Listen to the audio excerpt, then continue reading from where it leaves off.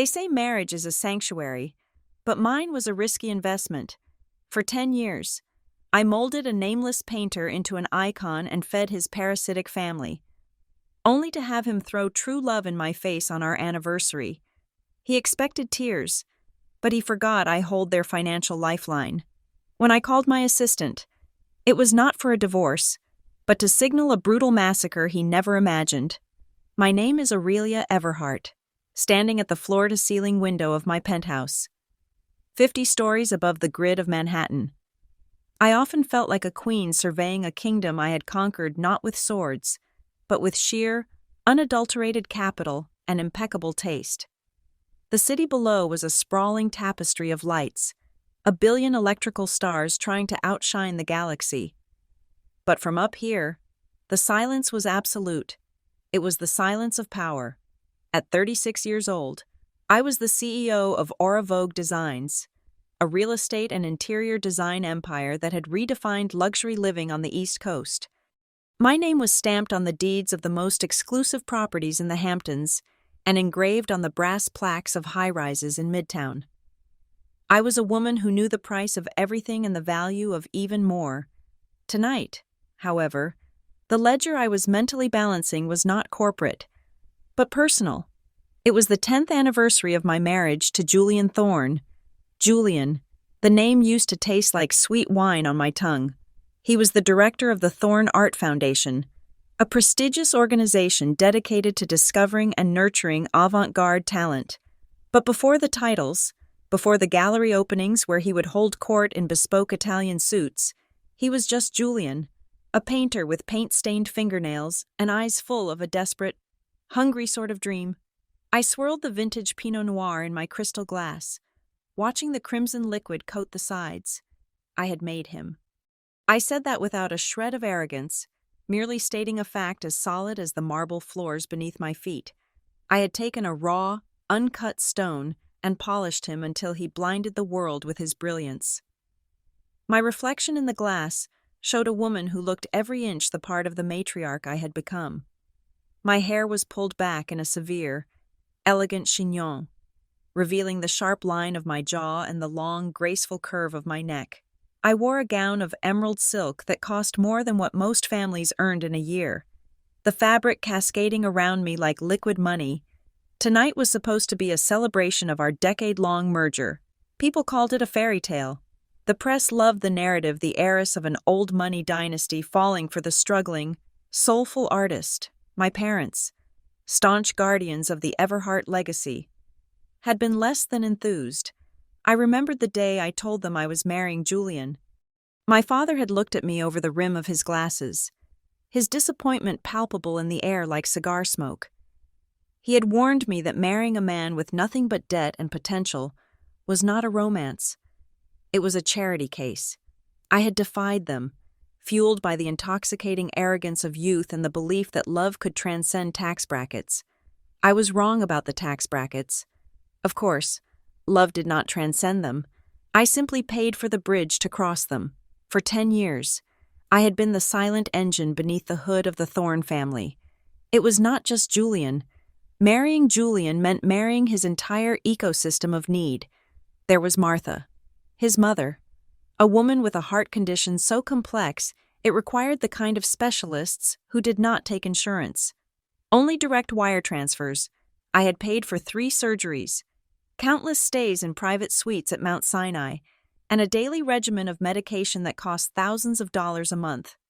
I treated her like my own flesh and blood, ensuring she had the best care money could buy, simply because she was the woman who gave life to the man I loved. Then there was Silas, Julian's younger brother. If Julian was the dreamer, Silas was the nightmare. He had a penchant for high-stakes poker and a complete lack of skill to back it up. I had lost count of the times I had quietly settled his debts in the back rooms of shady establishments in Atlantic City, or wired money to cover his investment failures, which were thinly veiled covers for gambling losses. I did it to protect the Thorne name, which was now inextricably linked to my own.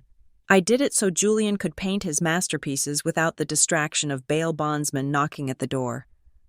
I was the dam holding back the floodwaters of poverty that threatened to drown them all. But tonight, I pushed those thoughts aside. Tonight was about gratitude. Tonight was about the future. I walked over to the antique console table near the entrance and picked up my purse. Inside, nestled in a velvet folder, was the deed to a building in Chelsea. It was a 5,000-square-foot industrial space with skylights and exposed brick, a space I had purchased and renovated in secret over the last 6 months. It was to be the Julian Thorne Private Gallery. I had spent $5 million on the property and another $2 million on the renovations. It was the ultimate gift, a physical manifestation of my belief in his genius. It was my way of saying that after a decade, I still believed in the boy with the paint-stained hands. We had a reservation at Per Se at 8 o'clock. The tasting menu was ordered, the wine paired, the ambiance curated to perfection. But as I held the deed in my hand, a wave of nostalgia washed over me, sudden and overwhelming. I did not want the sterile perfection of a 3-Michelin-star restaurant. I did not want the polite whispers of waiters and the clinking of silver against bone china. I wanted us. I wanted the raw, unfiltered passion of the early days. I made a decision that would change the trajectory of my life forever. I picked up my phone and canceled the reservation. "Change of plans," I whispered to the empty room. I grabbed a chilled bottle of Dom Perignon from the wine fridge and headed for the private elevator. I wanted to take Julian back to where it all began, the old studio in Brooklyn. It was a drafty, converted warehouse space in Dumbo that he had kept for sentimental reasons, rent paid by me. Naturally, it was where we had our first kiss, amidst the smell of turpentine and linseed oil. It was where he had proposed to me, getting down on one knee on a floor splattered with cerulean blue and crimson red. I wanted to drink champagne out of plastic cups and make love on the old futon, surrounded by his unfinished canvases. I wanted to remind him that beneath the CEO and the director, we were still Aurelia and Julian. I bypassed my driver, James, who was waiting by the limousine. "Take the night off, James," I said, my voice light. "I am driving myself tonight." I slid behind the wheel of my silver Bentley Continental GT. The leather was soft and cool against my skin. The engine purred to life, a low, throaty growl that vibrated through the chassis. I pulled out into the traffic, navigating the streets of Manhattan with the ease of someone who owned them. The city blurred past me in streaks of neon and gold. Crossing the Brooklyn Bridge, the hum of the tires against the asphalt sounded like a heartbeat. The skyline of Manhattan receded in the rearview mirror. A glittering fortress I was temporarily leaving behind for the gritty romance of the boroughs. Dumbo had changed in 10 years. It was gentrified now, filled with tech startups and artisanal coffee shops, but the cobblestone streets still held the echo of the past.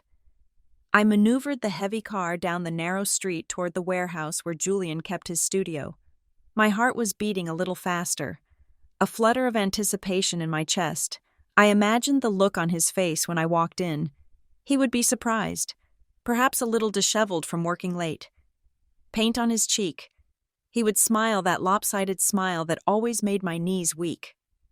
I turned the corner and the warehouse came into view. The street was dimly lit, the old industrial lamps casting long yellow shadows against the brick facades.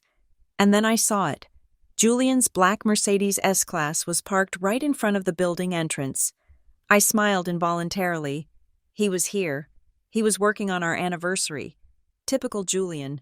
He always lost track of time when the muse took hold of him. I pulled the Bentley up, intending to park behind him, but then I stopped. Parked directly next to his sleek black sedan was a splash of vulgar red. It was a sports car, a Mazda Miata. If I was not mistaken, it was not a bad car, but it was cheap, loud, and utterly out of place next to the understated elegance of Julian's vehicle. It looked like a desperate cry for attention, a midlife crisis on wheels, or perhaps the vehicle of a very young, very flashy person. A frown marred my forehead. Julian did not have meetings with students this late. He did not tolerate interruptions when he was in the zone. I turned off the ignition, the silence of the Bentley descending instantly. I sat there for a moment, gripping the steering wheel. The bottle of champagne sat in the passenger seat, the gold foil glinting in the streetlight. A strange, cold prickle of unease started at the base of my neck and crawled slowly down my spine. It was an instinct, a primal warning bell that I had honed over years of navigating boardrooms and hostile takeovers. Something was wrong. I stepped out of the car. The night air was thick with the smell of the river and damp pavement. Instead of walking to the front door, where the buzzer would announce my arrival and ruin the surprise, I hesitated. If he was in a meeting with a new protege, I did not want to barge in. I wanted to gauge the situation first. I decided to use the back entrance. It was a heavy steel door near the loading dock, used for moving large canvases and sculptures in and out. I had a key to it on my ring, a relic from the days when I used to sneak in to bring him coffee and sandwiches. My heels clicked softly against the pavement as I rounded the building. The alleyway was dark, cluttered with dumpster bins and discarded pallets. I navigated the debris with the grace of a cat, holding the hem of my $5,000 dress to keep it from brushing against the grime. I reached the steel door. It was heavy, rusted at the hinges. I inserted the key, praying the lock had not been changed. It turned with a stiff, grinding resistance. I pushed the door open just an inch. It was silent. No heavy machinery, no music, no sound of brushes slapping against canvas. I slipped inside.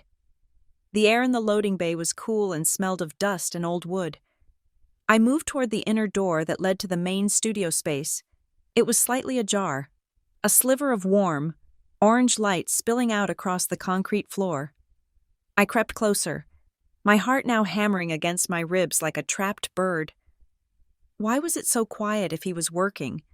There would be jazz playing. Julian always painted jazz. I reached the door and peered through the crack. The main studio was vast, a cavernous space filled with the shadows of easels and draped sculptures. But in the center of the room, the work lights were off. Instead, the area was illuminated by dozens of candles. They were placed on the floor, on the work tables, everywhere, creating a flickering, intimate shrine. A table had been set up, not a work table, but a small, intimate dining setting with a white tablecloth.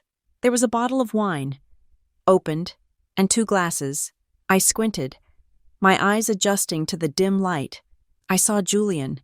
He was sitting on the old leather sofa that we used to share, his back to me, but he was not alone. Then I heard it. It was a sound that shattered the carefully constructed reality of my life in a single instant.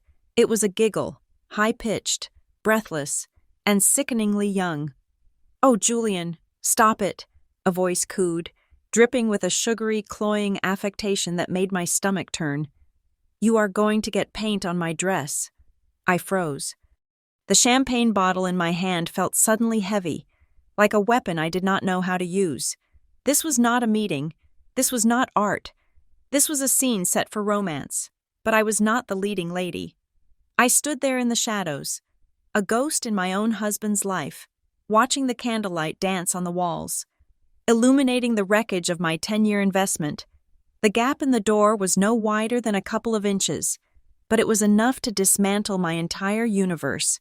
My eyes, trained to spot the smallest imperfection in a blueprint or a flaw in a diamond, adjusted instantly to the dim, flickering candlelight of the studio. The woman sitting on the sofa, her legs draped casually over my husband's lap, was not a stranger. The recognition hit me with the force of a physical blow, knocking the air from my lungs. It was Bella Rossi. She was 22 years old. A senior art history student from NYU, whom I had personally selected for the Foundation's internship program 6 months ago. I remembered interviewing her. I remembered being charmed by her eagerness, her wide brown eyes that seemed to drink in the world, and her story of a working-class upbringing that mirrored Julian's own. I had seen potential in her. I had opened doors for her. I had even given her a stipend from my own personal account so she could afford to live in the city without taking a second job. I had invited the fox into the henhouse, and now she was feasting. Julian was stroking her hair. It was a gesture of such tenderness, such intimacy, that I felt bile rise in my throat. This was not the distracted, brooding affection he gave me, the kind that felt like a reward for good behavior. This was devotion. He looked at her as if she were the sun, and he was a planet desperate for gravity. "You are tense, my love," Bella purred, her voice grating against my nerves like sandpaper. She reached up and traced the line of his jaw. "Is it her? Did the Ice Queen call you again?" The Ice Queen. Is that what they called me? The woman who paid the heating bills so he wouldn't freeze in this very studio? Julian sighed. A sound of heavy, theatrical suffering. He took a sip of wine. My wine. A vintage Bordeaux I had stocked in his cellar for special occasions. "She is suffocating me. Bella, living with Aurelia is like living in a museum. Everything is pristine, everything is expensive, and everything is cold. She looks at a painting and sees an asset class. She looks at a sunset and probably wonders about the zoning laws." Bella giggled again. That insipid, hollow sound. "She sounds awful, old and bitter." She is not a bad person," Julian said, and for a split second, a foolish hope flickered in my chest that he might defend me. But he extinguished it immediately. "She is just empty. She is a machine. Bella, a money-printing machine. She has no soul, no passion. Being with her is like being in prison. Only the bars are made of silk and the handcuffs are platinum. I am an artist. I need fire. I need chaos. I need you." I gripped the cold steel of the doorframe so hard my knuckles turned white. A machine. Empty. I thought of the nights I stayed up until 3 a.m. helping him write grant proposals because he was too artistic to understand paperwork. I thought of the times I held him while he wept over a bad review, telling him he was a genius until he believed it again. I had poured my soul into him until I was dry. And he dared to call me empty. "Well," Bella said, shifting on his lap, the movement deliberate and provocative. "At least the prison pays well." She sat up, and the candlelight caught the sparkle of something around her neck. My breath hitched. It was a diamond necklace. A delicate platinum chain holding a solitaire diamond. Pear-shaped. Flawless. I knew that necklace. I knew it because I had received the notification from the American Express Centurion card. The supplementary card I had given Julian for emergency art supplies and travel expenses just 3 days ago. The alert had been for $12,000 at Tiffany & Compton. When I had asked him about it, he had told me he bought a lens for his camera to document his new collection. He had lied to my face without blinking. He had used my money, the money I earned negotiating deals with sharks in boardrooms, to adorn the neck of his mistress.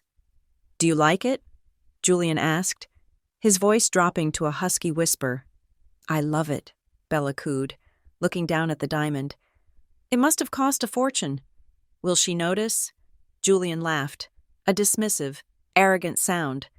"Aurelia, please. She signs checks without looking at them. To her, $12,000 is what she spends on flower arrangements for the lobby. She is too busy building her empire to notice what I do. That is the only good thing about her ambition. It makes her blind." Blind. Yes, I had been blind, but not anymore. My vision had never been clearer. "But when are you going to leave her?" Bella asked. Her tone shifting from seductive to calculating, she leaned back, looking him in the eye. "You promised, Julian. You said by the anniversary you would ask for a divorce. I am tired of hiding in this dusty studio. I want to go to Paris. I want to be the partner of the great Julian Thorne in public, not just in the dark." I know, Julian soothed her, kissing her hand. "Soon, my darling. I have to time it right. If I leave now, she might cut me off completely. I need to secure the ownership of the new collection first. Once the exhibition launches next month and the sales come in, I will have my own standing. Then I can leave her. I will take half. Of course, I spoke to a friend who knows about these things. 10 years of marriage means I am entitled to maintain my lifestyle. She will have to pay me alimony. We will be set. Bella, you and me, Paris, Rome, wherever you want."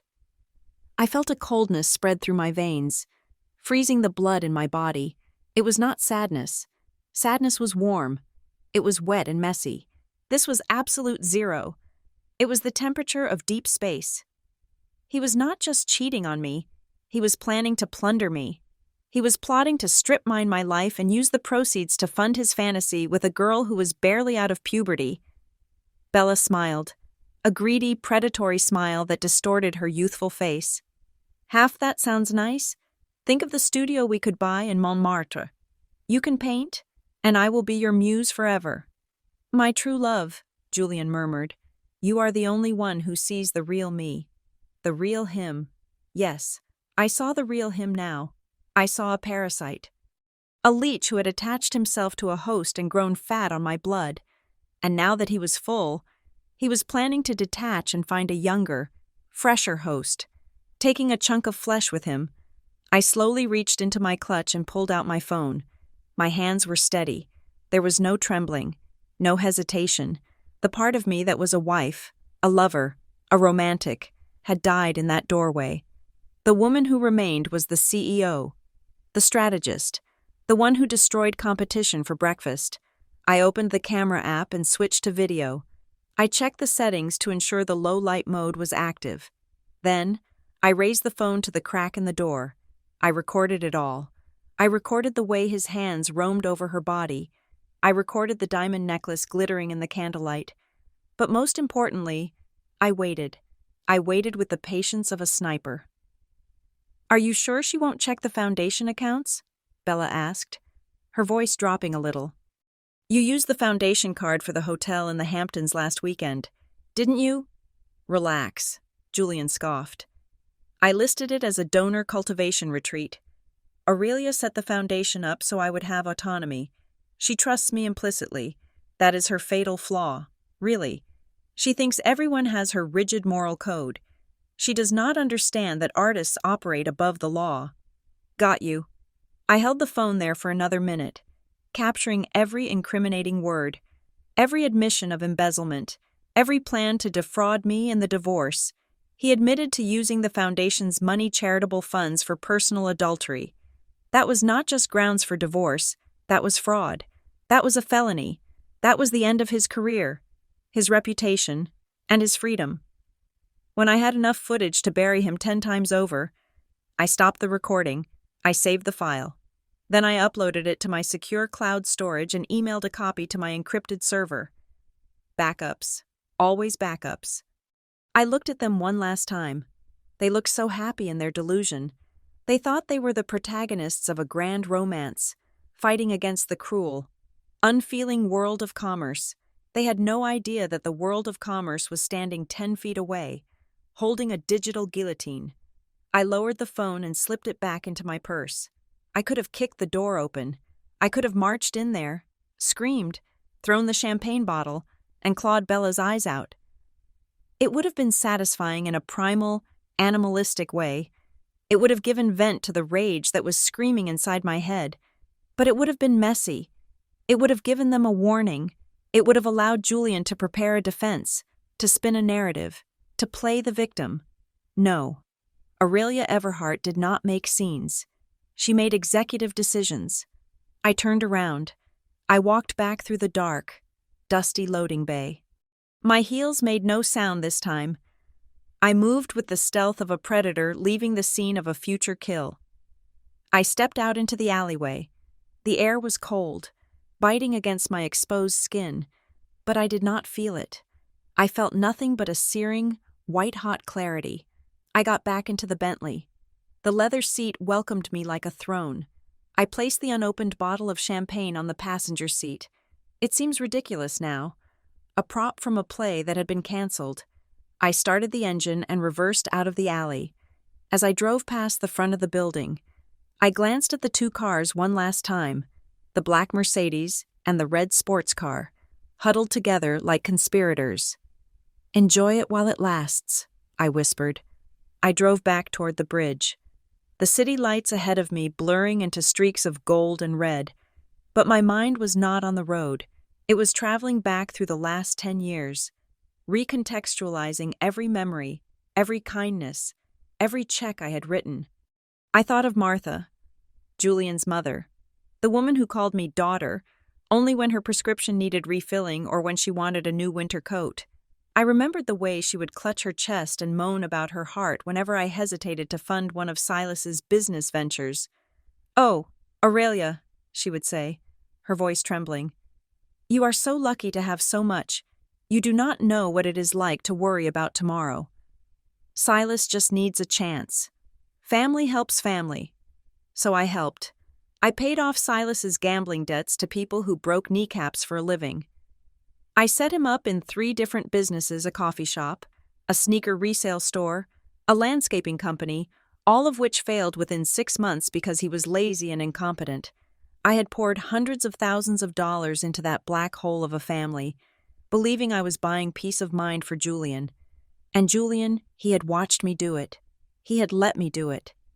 He had played the tortured artist who was above money, while silently reaping the benefits of my generosity. He used my wealth as a shield against the world, and now he was using it as a sword to stab me in the back. "She is a machine," he had said, "a money-printing machine." I gripped the steering wheel tighter. If I was a machine, then it was time to show them what happened when the machine malfunctioned. It was time to show them that the machine had an off switch, and I was the only one with the code. I merged onto the highway, the speedometer climbing. 70, 80. I needed speed. I needed to put distance between myself and the carcass of my marriage. I caught my reflection in the rearview mirror. My lipstick was slightly smudged at the corner of my mouth, a tiny imperfection in an otherwise flawless mask. I reached up and wiped it away with a sharp, violent swipe of my thumb. The smudge vanished. My eyes in the mirror were dark, hard flint. The tears I expected did not come. There was no room for tears. Tears were for people who had lost something. I realized, with a sudden, liberating jolt, that I had not lost anything. I had simply stopped investing in a failing stock. "Kwokchoy ket thukroy, Julian," I said aloud, the words echoing in the quiet luxury of the car. "The game is over. Julian." I reached for the dashboard screen and dialed a number. It was late, past 9 o'clock, but I knew he would answer. He always answered. Marcus did not sleep. He waited. The phone rang once, twice. "Everhart Residence, Marcus speaking." The voice on the other end was smooth, low, and devoid of unnecessary emotion. "Marcus," I said, my voice steady, stripped of all tremor. "I need you to wake up. We have work to do." "I am awake, Ms. Everhart," he replied instantly. "What do you need?" "I need you to execute Protocol Omega," I said. It was a code phrase we had joked about years ago, a scorched earth policy for a hypothetical worst-case scenario. We never thought we would use it. There was a brief pause on the line, a heartbeat of silence. "Protocol Omega," Marcus repeated. "Are you sure, Aurelia?" "I have never been more sure of anything in my life," I replied, staring at the lights of the Brooklyn Bridge rising ahead of me like the gates to a fortress. "He found true love, Marcus. I think it is time we helped him understand the true cost of it." "Understood," Marcus said. I could almost hear the smile in his voice, the sharp, dangerous smile of a wolf being let off its chain. "I will have the files ready by the time you return to the penthouse." "Good. And Marcus?" "Yes. Cancel the flowers for the anniversary party tomorrow, and call the locksmith. We are renovating." I hung up the phone. The city skyline loomed ahead, tall and sharp and unforgiving, just like me. I pressed my foot down on the accelerator, and the Bentley surged forward into the night. The mourning period was over. The war had begun. "Marcus, put me on the secure line," I commanded, my voice slicing through the quiet luxury of the Bentley's cabin. "We are encrypted. Ms. Everhart." Marcus replied instantly. His voice was crisp, lacking any trace of sleep despite the late hour. Marcus was not just an assistant. He was my chief of staff, my gatekeeper, and when necessary, my weapon. In the cutthroat world of New York real estate, they called him the executioner, because when Marcus arrived, it meant a deal was dead or a career was ending. He had been with me since the beginning of Aura Vogue, and his loyalty was purchased with a salary that rivaled that of most bank presidents. He was worth every penny. Good, I said, merging onto the FDR drive, the city lights streaking past like comets. I am initiating a full asset purge regarding the Thorn account. I want you to open the master ledger. We are going to dismantle the infrastructure I built for them, brick by brick, and we are going to do it tonight. I have the files open, Marcus said. I could hear the rapid-fire clatter of his mechanical keyboard in the background. It was the sound of war drums in the 21st century. Where would you like to begin? The money, I said coldly. Cut the blood supply, and the organs fail. Julian, his mother Martha, and his brother Silas all hold supplementary black cards linked to my primary Chase private client account. As of this moment, I want all 3 cards flagged for suspicious activity and frozen immediately. Reason for the freeze? Marcus asked, his tone purely administrative. Suspected fraud, I replied without hesitation. And it is not a lie. Marcus, they have been defrauding me of my goodwill for a decade. Julian just authorized a $12,000 purchase at Tiffany's that was certainly not for his wife. Flag that specific transaction as unauthorized. I want the fraud department to call him while he is still sitting in that studio.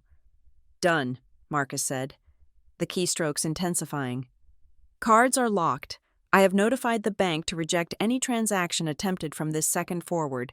I am also placing a hold on the emergency cash withdrawal privileges.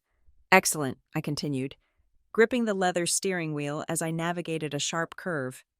Now, let us talk about real estate. The villa in East Hampton. Martha and Silas are currently staying there for what they call a recuperative retreat. They are likely drinking my cellar dry as we speak. The property is solely in your name, Marcus reminded me. Exactly. I want the security protocols updated. Contact the private security firm in the Hamptons. Tell them to initiate a remote reset of the perimeter access. Change the gate codes. Nullify the existing key fobs. I want the biometric locks on the main house updated to accept only my retina scan and yours. If they step outside the house for a smoke or to walk the dog, they are not getting back in. If they are inside, the alarm goes off the moment they try to disarm it for the night. That is aggressive, Marcus noted, though I could hear the approval in his voice. It will essentially lock them out or trap them in a deafening siren loop. Do you want me to send a patrol car to escort them off the premises? No, I said, a cruel smile touching my lips. Let them stand on the lawn in their pajamas. Let them call Julian in a panic. I want them to feel the cold ocean breeze of homelessness. Do the same for the Manhattan apartment on 5th Avenue. Julian sleeps at the studio tonight, or he sleeps on a park bench. He is not setting foot in my home again. Locks reset, biometrics updated, Marcus confirmed. The Hamptons team is deploying a unit just to stand by, strictly for observation. Next, the foundation, I said, the words tasting like iron. The Thorn Art Foundation. It was my gift to him, my tax write-off, and his vanity project. Draft a termination letter for Julian Thorn. Effective immediately. Cite gross violation of the ethics clause and misappropriation of charitable funds. He admitted on tape to using foundation money for hotel stays with his mistress. I will forward you the video file later. That is a felony. Aurelia, Marcus said, his voice dropping an octave. If we file that officially, he could face jail time. Draft it, I repeated. We will decide whether to press charges later. For now, I want him stripped of his title. Revoke his administrative access to the foundation's bank accounts, email servers, and the donor database. Remove his profile from the website. Send a blast email to the board of directors. Exclude Julian, calling for an emergency meeting tomorrow morning regarding leadership restructuring. He is going to wake up a king without a kingdom. Consider it done. The IT department is already scrubbing his credentials. He will be locked out of his email before he finishes his next glass of wine, Marcus said. What about the mother, Mrs. Martha Thorn? I hesitated for a fraction of a second, but then the image of Martha sneering at my lack of soul while wearing a coat I paid for flashed in my mind. St. Jude Hospital, I said, my voice hardening. She is currently on the Platinum Care package for her heart condition. It includes private suites, the head of cardiology on speed dial, and experimental treatments not covered by standard insurance. I pay the premiums out of pocket. It costs me $15,000 a month. I am aware of the line item, Marcus said. Cancel it, I ordered. Contact the hospital administration. Tell them the sponsor has withdrawn financial support effective immediately. Downgrade her status to standard state insurance. If she wants a private room, she can pay for it. If she wants the chief of cardiology, she can wait in line like everyone else. There was a pause on the line. Even Marcus, the executioner, seemed to pause at the severity of this. Aurelia, her condition is volatile. This could kill her. No, Marcus, I corrected him. Her heart condition might kill her.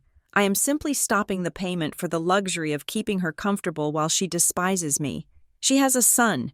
He is a genius artist, according to him. Let him pay for her suite with his genius. I am done keeping people alive who bleed me dry. Understood, Marcus said, the typing resuming with a heavy, final cadence. Cancellation notice sent to St. Jude Billing Department. They will notify her next of kin, Julian, within the hour. Item 5, I said, swinging the car off the highway and onto the streets of Manhattan. The vehicles. Silas is driving that red Mazda Miata. It is leased under Aura Vogue's fleet for consulting services he never provided. Julian is driving the S-Class Mercedes. It is a company car. Repo, Marcus asked efficiently. Immediate repossession, I confirmed. Call our contact at the recovery agency. I want those cars picked up tonight. I do not care if they are parked at a restaurant, a studio, or a nightclub. If they have to drag Julian out of the driver's seat, so be it. Tell them there is a $5,000 bonus for each car recovered before sunrise. They will be fighting over the contract, Marcus remarked. I will have the tow trucks dispatched in 10 minutes. The list was complete. The financial massacre was in motion. I felt a strange lightness in my chest, a release of tension I had not realized I was carrying for 10 years. I was burning the forest to save the soil. Is there anything else, Ms. Everhart? Marcus asked, his voice signaling he was wrapping up the execution orders. One last thing, I said, waiting for a red light to turn green. The girl, Bella Rossi, the intern? I was wondering when we would get to her, Marcus said. Do you want me to terminate her internship? Termination is too kind, I said softly.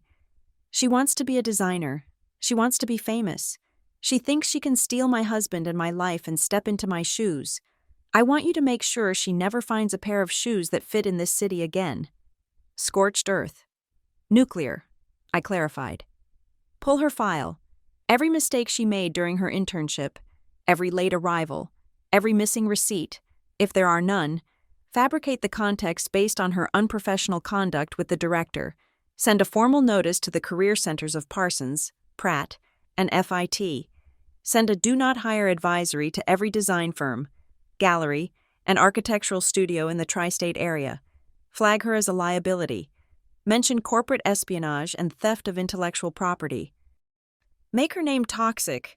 I want it so that when she Googles herself, the only job openings she sees are for baristas in New Jersey. Brutal, Marcus said, and I could hear the smirk. I love it. The file is being compiled now. She will be blacklisted by morning. Thank you, Marcus, I said as I pulled the Bentley into the private underground garage of my building. You can take the rest of the night off. I will stay up and monitor the fallout. Aurelia, he replied. The notifications should start hitting their phones in about 20 minutes. I would not want to miss the show. Good night, Marcus. I ended the call and stepped out of the car. The garage was silent, cool, and smelled of polished concrete and money. I walked to the private elevator that opened directly into my penthouse.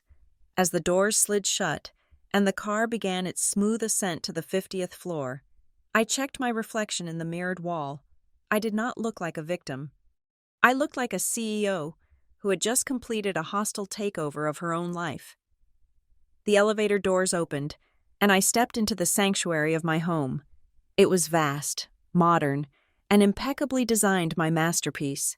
White marble floors, contemporary art that I had actually paid for with my own earnings, and a view of the city that was worth millions. It was silent, blissfully, wonderfully silent. No Julian complaining about the sterile atmosphere. No Martha calling to complain about the draft. Just me and my empire. I walked to the wine cellar, a glass-encased room that held over 1,000 bottles. I bypassed the casual drinking wines and went straight for the top shelf. I pulled down a bottle of Screaming Eagle Cabernet Sauvignon, 1992. It was a $6,000 bottle of wine. Julian had always told me I should save it for a momentous occasion. "Well, Julian," I whispered to the empty room as I uncorked the bottle, "I cannot think of a more momentous occasion than the day I got my life back." I poured a generous glass, the dark red liquid swirling like blood and velvet. I kicked off my Louboutin heels, letting them lie where they fell on the expensive rug. I walked out onto the terrace, the wind whipping at my silk dress, carrying the roar of the city below. I took a sip of the wine. It was complex, rich, with notes of dark fruit and a finish that lasted forever. It tasted like victory. I sat down on the outdoor lounge chair and placed my phone on the small table beside me. The screen was dark, silent. I waited. 1 minute passed, then 2. The city lights blinked indifferently below me. Somewhere down there, in a drafty studio in Brooklyn, in a villa in the Hamptons, reality was about to crash the party. Suddenly, my phone screen lit up, a notification from the bank. Alert transaction declined. User Julian Thorne, amount $350, merchant Uber Black. I smiled. He was trying to order a luxury ride to take his mistress home. Denied. Another light. Alert transaction declined. User Silas Thorne, amount $200, merchant. The Surf Lodge Bar. Denied. No more rounds of drinks for his loser friends. Then, a flurry of them. Alert security system override. Location East Hampton Estate. Access denied for user Martha Thorne. Alert transaction. Declined. User Julian Thorne. Amount $50. Merchant Domino's Pizza. My smile widened into a laugh. A low, genuine sound that bubbled up from my chest. He had gone from trying to order a black car to trying to order a pizza. And he could not afford either. The phone began to buzz incessantly now. Calls, text messages. Julian. 5 missed calls. Martha 3 missed calls. Silas. Text yo. Aurelia. My card isn't working. Fix it ASAP. We are stuck at the bar. I watched the names flash on the screen like desperate ghosts trying to contact the living. I did not touch the phone. I simply took another sip of my $6,000 wine and watched the battery drain as they panicked. The storm had made landfall, and I was the eye. Perfectly calm, perfectly safe, and utterly untouchable. The vibrating of my phone on the glass table was not a gentle hum. It was the frantic, rhythmic spasms of a dying insect. I watched the screen light up with Julian's name for the 6th, 7th, 8th time. My glass of Cabernet was half empty, and the night air was beginning to cool, but the warmth spreading through my chest had nothing to do with the temperature. It was the heat of bridge burning. Finally, I decided to answer, not because I cared, but because the silence was almost too peaceful. I needed a little entertainment to pair with the vintage wine. I tapped the speaker icon and set the phone back down on the table, leaning back in my chaise lounge as if I were listening to a particularly mediocre podcast. Elizabeth. Julian's voice cracked through the speaker, distorted by rage and poor reception. He sounded like a man drowning in a shallow pool of his own making. What the hell is going on? I am at the studio trying to order dinner for a guest, and the card was declined. The waiter looked at me like I was a pauper. It was humiliating. I took a slow, deliberate sip of wine. "A guest?" I asked, my voice smooth as silk wrapped around a razor blade. "You mean the intern? The one wearing my $12,000 necklace?" There was a strangled silence on the other end. For a moment, the only sound was his heavy breathing and the faint, tinny sound of Bella whispering something in the background, probably asking if the sushi was coming. You were spying on me," Julian sputtered, attempting to seize the moral high ground despite standing in a valley of filth. "You violated my privacy. This is exactly what I'm talking about. Aurelia, you are a control freak." "You treat me like a child." "I treat you like a dependent, Julian," I corrected him calmly, "because that is what you are. And regarding the card, it is not a glitch.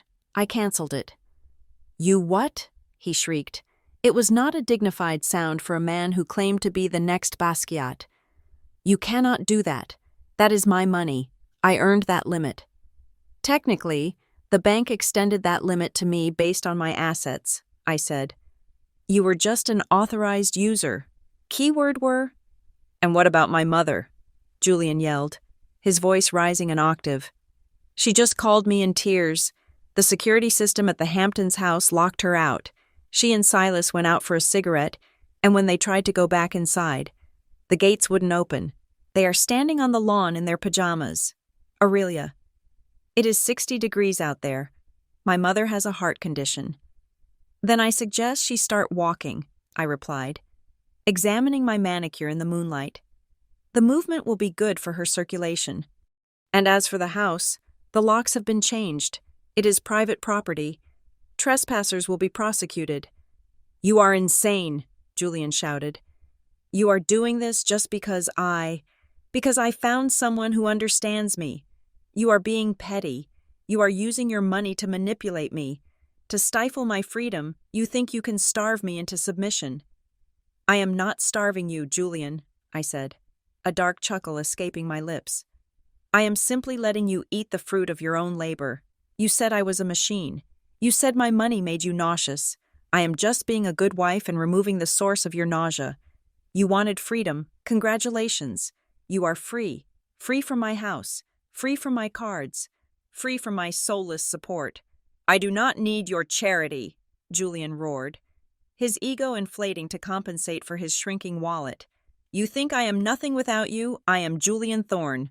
My last collection sold out in 3 days. I made millions. I have my own money, my own reputation. I will take my money and leave. I do not need a single dime from you, you bitter, materialistic witch." I had to cover my mouth to stifle a laugh. The delusion was so thick I could almost carve it. "Millions?" I asked softly. "Oh, Julian, my sweet, naive, idiot husband, who do you think bought those paintings?" "Collectors," he insisted. "Private collectors from Europe," the gallery said. "The gallery sold them to shell companies," I interrupted, my voice dropping to a conspiratorial whisper. "Shell companies owned by Aura Vogue Designs. I bought your paintings, Julian, all of them. I bought the Blue Period garbage, and I bought the abstract modernist trash. I stored them in a warehouse in New Jersey because I didn't want to embarrass you by letting them sit unsold on the gallery walls. You haven't made a legitimate sale to a third party in 5 years." The silence on the other end was absolute. It was the silence of a man realizing the ground he stood on was actually a trap door. You bought them," he whispered. "I spent $200,000 of my own money to buy your finger paintings so you could feel like a big man," I said. "So, no, Julian, you do not have millions. You have nothing. Check your personal account. Oh wait, you spent that commission money on the Mercedes lease and the jewelry for your mistress. You are broke." "I don't believe you," he stammered, his voice trembling. "You are lying. You are just trying to hurt me. I am coming over there. We are all coming over there. We are going to settle this like adults, face to face. Bring the whole circus," I said cheerfully. "I have front row seats." I hung up the phone and poured another glass of wine. It took them 45 minutes to arrive. I used that time to instruct the night staff. James, the head of concierge, was a man who appreciated a good tip and disliked rude tenants. I had tipped him $500 last Christmas. Julian had given him a signed sketch of a fruit bowl. I knew exactly where James's loyalties lay. When the notification came from the lobby desk, Ms. Everhart, "You have guests who insist they live here." I told James to hold them in the vestibule. I wanted to see them. I picked up the tablet that controlled the penthouse's smart home system and accessed the lobby security cameras. I cast the feed onto the 80-inch television screen in my living room. It was better than any reality TV show. The camera feed was high definition, capturing every pathetic detail. They were a sight to behold. Julian was wearing his paint-splattered jeans and a blazer, looking like a disheveled hipster who had lost his trust fund, which, essentially, he had. Clinging to his arm was Bella. She looked terrified, her large eyes darting around the marble lobby. She was wearing a flimsy cocktail dress and hugging herself against the air conditioning. And then there were the Hamptons refugees. Martha and Silas must have driven back to the city in a panic, likely in Silas's car before the repo order hit. Or perhaps they took a very expensive taxi ride they couldn't pay for. Martha was wearing a silk pajama set with a fur coat thrown over it, a coat I had bought her 2 winters ago. Her hair was a bird's nest. Silas looked hungover, wearing swim trunks and a hoodie, looking like a frat boy who had been kicked out of a keg party. They were shouting at James and the 2 large security guards standing with their arms crossed. I pressed the intercom button on my tablet, projecting my voice into the lobby downstairs. "Good evening," my voice boomed through the speakers in the lobby, startling them. On the screen, I saw them all look up, searching for the source of the voice like primitive humans encountering thunder for the first time. "Aurelia," Julian shouted at the ceiling. "Stop this madness. Let us up. This is my home." "Correction," I said, my voice echoing slightly. "This apartment is a premarital asset held by a trust in my name. You signed a prenuptial agreement waiving all rights to it. You do not live here. You are a guest whose invitation has been revoked." "You can't do this to your mother-in-law," Martha screeched, clutching her chest theatrically. "I am sick. I need to lie down. My heart is palpitating." "I canceled the concierge doctor, Martha," I informed her. "But I believe there is a free clinic on 42nd Street. If you hurry, you might beat the midnight rush." Bella stepped forward then, looking up at the security camera with tear-filled eyes. She really was committed to the role of the tragic heroine. "Ms. Everhart, please," she squeaked. "I know you are hurt, but Julian and we are in love. You cannot punish people for falling in love. It is not a crime. Please, just let us talk. We just want to work this out amicably." I laughed, and the sound of it made Silas flinch on the screen. "Amicably?" I asked. "You were sleeping with my husband in a studio I pay for, wearing diamonds bought with my money, planning to divorce me and take half my assets to move to Paris, and now you want amicable Bella. Darling, you are not a victim. You are a failed gold digger, and newsflash, the mine is closed." "We are not leaving," Silas shouted, trying to look tough but failing miserably in his swim trunks. "We will sit right here in the lobby until you let us up. You can't throw us out on the street." "Actually, I can," I replied. "James." On the screen, James nodded discreetly at the camera. "These individuals are not residents," I announced. "They are trespassing. Please remove them. If they resist, call the NYPD. I believe Mr. Thorne has some outstanding fraud allegations regarding a foundation credit card that the police might be interested in discussing." The color drained from Julian's face so fast it looked like a special effect. He knew. He knew exactly what he had done with the foundation accounts. No, wait," Julian stammered, backing away from the security guards who were now advancing on them.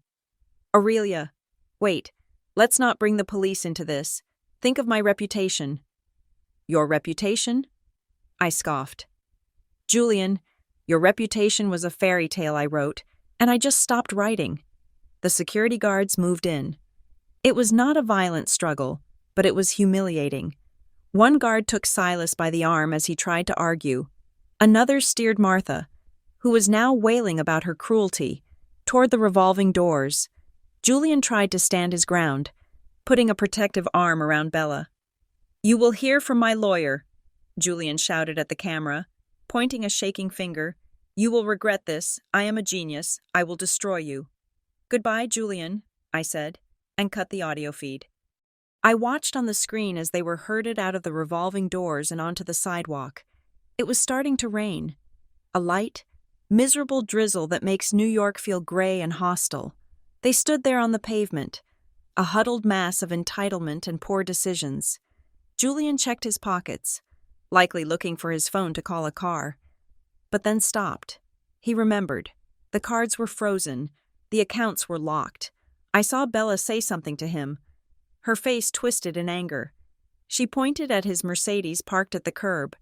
They started walking toward it, their only lifeline, but just as Julian reached for the door handle, a tow truck backed up, its yellow lights flashing. A burly man in a jumpsuit hopped out with a clipboard. I zoomed in on the camera feed. I saw the man speak to Julian. Julian waved his arms. The man shook his head and pointed to the VIN number. It was the repo man, right on time. I watched as Julian tried to physically block the tow truck, only to be shoved aside. Bella was screaming now, her hands in her hair. Martha was sitting on the wet curb, weeping into her fur coat. Silas was kicking the tire of the tow truck like a petulant child. They hooked the Mercedes up. In less than 3 minutes, the car was lifted into the air. The tow truck drove off, dragging the last symbol of Julian's status into the night. They were left standing in the rain. No money, no home, no car, no cards. I turned off the TV. The silence in the penthouse returned. But this time, it felt different. It didn't feel empty. It felt clean. I walked back to the window and looked down. 50 floors below. They were just tiny specks on the sidewalk, insignificant ants in a city of giants. Welcome to reality, I whispered, raising my glass in a final toast. This is my house, and I just took out the trash. I drained the glass, feeling the warmth of the alcohol settle in my stomach. The night was still young, and tomorrow, I had a company to run, a foundation to restructure, and a divorce to finalize. But for tonight, the show was over. I turned off the lights in the living room and walked toward my bedroom, the silk of my dress rustling like the sound of money being counted. I slept like a baby. The morning sun that bathed my corner office in Manhattan felt cleaner than it had in a decade. It was the light of a new fiscal year, a fresh ledger, and a life unburdened by dead weight. I sat behind my mahogany desk, sipping a double espresso, while my legal counsel, Mr. Sterling, sat opposite me. He was a shark in a 3-piece suit, a man who cost $800 an hour and was worth every cent. The papers were served at 9 o'clock this morning, Sterling said, sliding a sleek black folder across the desk. Mr. Thorne was located at a coffee shop on 8th Avenue. He was attempting to pay for a latte with Apple Pay, but the transaction failed. He seemed distressed. I opened the folder. The divorce petition was a work of art, far more beautiful than anything Julian had ever painted. It was brutal in its simplicity. We had an ironclad prenuptial agreement, drafted by my father's lawyers, stating clearly that any assets acquired before the marriage remained separate property. The penthouse, the Hamptons estate, the stock portfolio, and Aura Vogue designs were all mine. Julian walked away with exactly what he brought into the marriage: his student loan debt and his ego. Did he contest it? I asked, tracing my signature on the document. He tried to scream something about community property and 10 years of service. Sterling replied with a dry chuckle. I reminded him that under the terms of the agreement, infidelity triggers a forfeiture clause regarding any potential spousal support. The video evidence you provided, Ms. Everhart, was definitive. He gets nothing, not a dime. Not even the paintbrushes in the studio, technically, since you have receipts proving you purchased them. Perfect, I said. And the foundation? Terminated, Sterling confirmed. Security escorted him out of the building 20 minutes ago. It was quite a scene. He tried to log into his computer to delete files, but IT had already scrubbed his access. He was shouting about being the soul of the organization while 2 guards carried him out by the elbows. He has been blacklisted from the premises. We also seized his company phone and laptop. I leaned back, visualizing the moment. Julian, stripped of his title, his salary, and his platform. He had walked into that building as a king and was thrown out like a trespasser. He had lost his six-figure salary, his expense account, and the prestige that opened doors in this city. Now, he was just an unemployed 38-year-old man with no references. But the dominoes were only just beginning to fall. By noon, the reality of their new financial status began to bite. My private investigator, a former NYPD detective named Cole, sent me a secure update regarding Silas. Silas, the leech who thought he was a wolf, had been living on borrowed time and borrowed money. For years, I had quietly intercepted the threats from his bookies.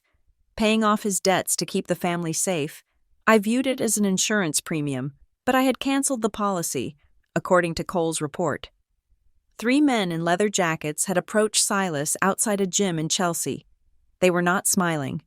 They were looking for the $50,000 Silas had lost in a boxing match last week. Silas laughed, pulled out his phone, and tried to make a transfer. When the insufficient funds notification flashed, the laughter stopped. Cole attached a photo taken from a distance. It showed Silas cowering against a brick wall, his face pale, while one of the men held him by the collar of his hoodie. They gave him 48 hours. Silas had called Julian immediately, screaming that I was trying to get him killed. He did not understand that I was not trying to do anything.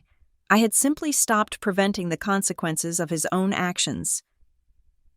Then came Martha. The stress of the eviction from the Hamptons and the night spent in a motel lobby had taken its toll. Around 2 p.m, while arguing with a receptionist at a budget hotel about the room rate, Martha collapsed. She clutched her chest, gasping for air. Julian, to his credit, called an ambulance. They demanded to be taken to St. Jude's, the private hospital where Martha had enjoyed 5-star treatment for years. I received the update from the hospital administrator, an old friend of mine. They arrived at the ER demanding the presidential suite, he told me over the phone. Mr.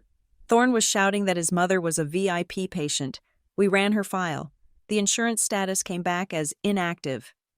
We offered to admit her, of course, but under the state-funded emergency protocol since they could not provide a credit card for the deposit. So, instead of a private room with a view of the river and a personal nurse, Martha Thorne found herself on a gurney in a crowded hallway, separated from the next patient by a thin paper curtain. She lay there amidst the chaos of a public ER, listening to the groans of the injured and the shouting of the overworked staff. The air smelled of antiseptic and floor wax. Not the fresh lilies I used to have delivered to her room. Julian tried to argue with the billing department, threatening to sue. The billing manager simply handed him a form for financial aid and told him to take a seat. For the first time, Julian had to wait. He sat on a plastic chair for 4 hours, watching his mother endure the indignity of being an ordinary citizen. Mais la pièce de résistance was la situation.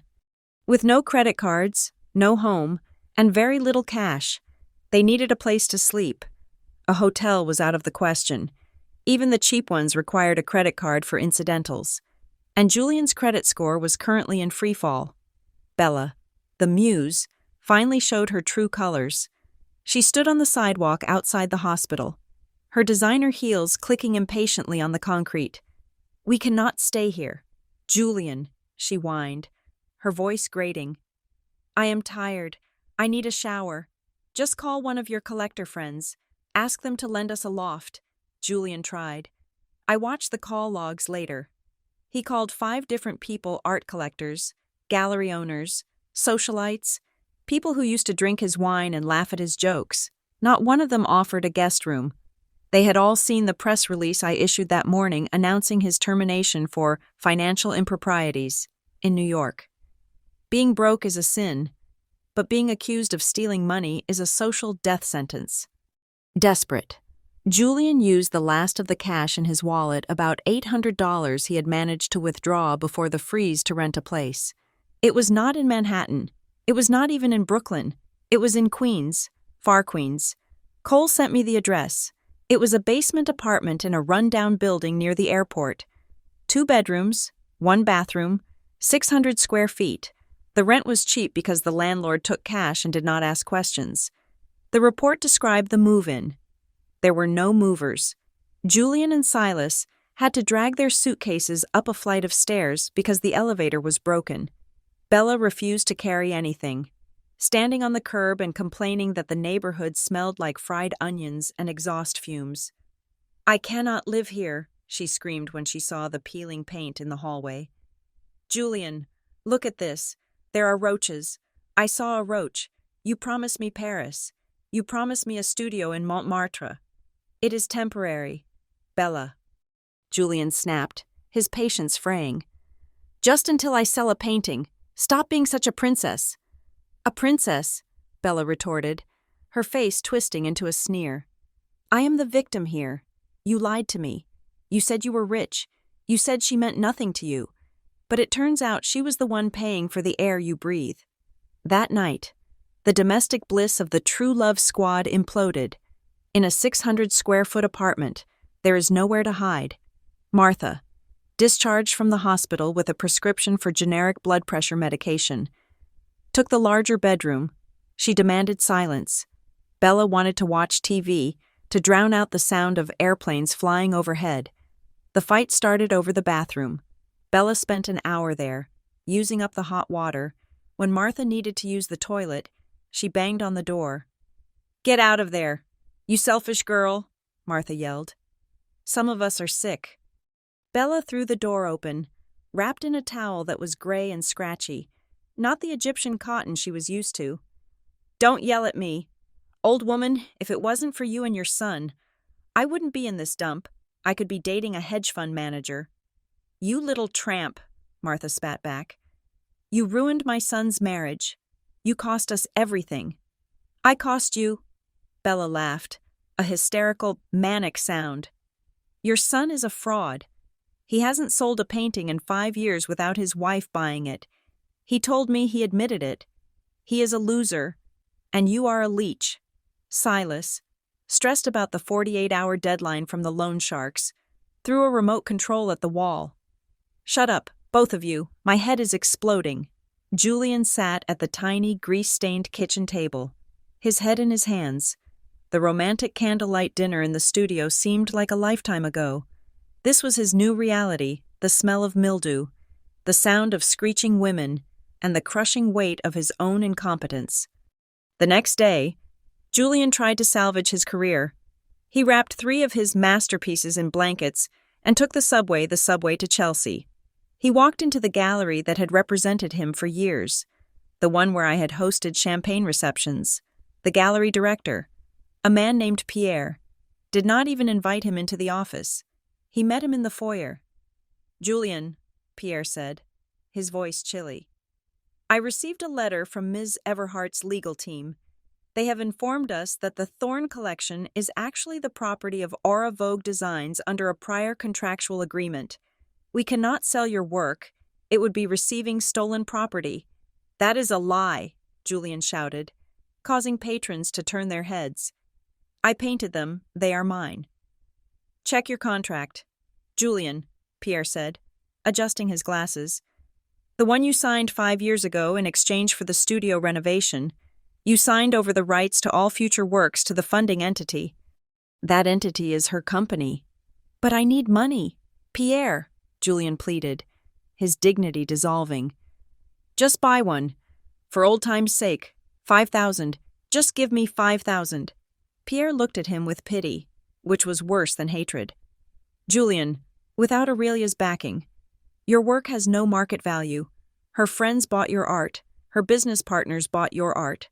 Without her, you are just mediocre. I am sorry. Please leave before I call security." Julian walked out onto the street, clutching his unsold canvas. It started to rain again. He stood there, wet and defeated, watching the wealthy patrons of the art world people he used to call peers step into their black town cars and drive away. He was invisible. Back in my office, I read the final report from Cole. He had included a photo taken through the window of the basement apartment. It showed the four of them sitting around a table eating instant noodles out of styrofoam cups. Martha looked haggard. Silas looked terrified. Bella looked furious. And Julian looked broken. I closed the folder. "Marcus," I said into the intercom, "get the PR team in here." 10 minutes later, my marketing director entered. "It is time to spin the narrative," I told her. "I want an exclusive interview with Vanity Fair. Title it, The Renaissance of Aurelia Everhart, How the CEO of Aura Vogue Shed the Weight of the Past to Build a Future. Focus on female empowerment, financial independence, and the strength of walking away from a toxic relationship." "And Mr. Thorne?" she asked, taking notes. "Don't mention his name," I said. "Refer to him only as my former partner. Make him a footnote in my success story. I want the world to know that I am not a scorned woman. I am a liberated one." "We will have the draft ready by end of day," she promised. I turned my chair to face the window, looking out at the skyline that I helped build. The sun was setting, painting the city in hues of gold and purple. Somewhere in Queens, in a dark basement, my ex-husband was realizing that true love does not pay the rent, and that betrayal has a price tag he could never afford. The castle I had built for him was made of sand, and the tide had finally come in. The drive to the Dalton School on the Upper East Side was usually the only 40 minutes of my day, where I allowed myself to simply breathe. The hum of the city was muffled by the soundproof glass of the SUV, and the rhythmic stop-and-go of the traffic gave me time to transition from Aurelia Everhart, the CEO who crushed competitors, to just Mom.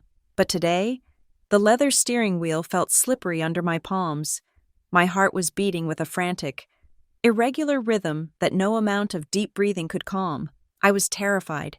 I had faced hostile boardrooms, navigated market crashes, and just executed the most ruthless financial dismantling of a human being in New York history. None of that scared me. What scared me was the two 10-year-old souls waiting for me behind the brick walls of their private school. Leo and Mia, my twins, my reason for existing.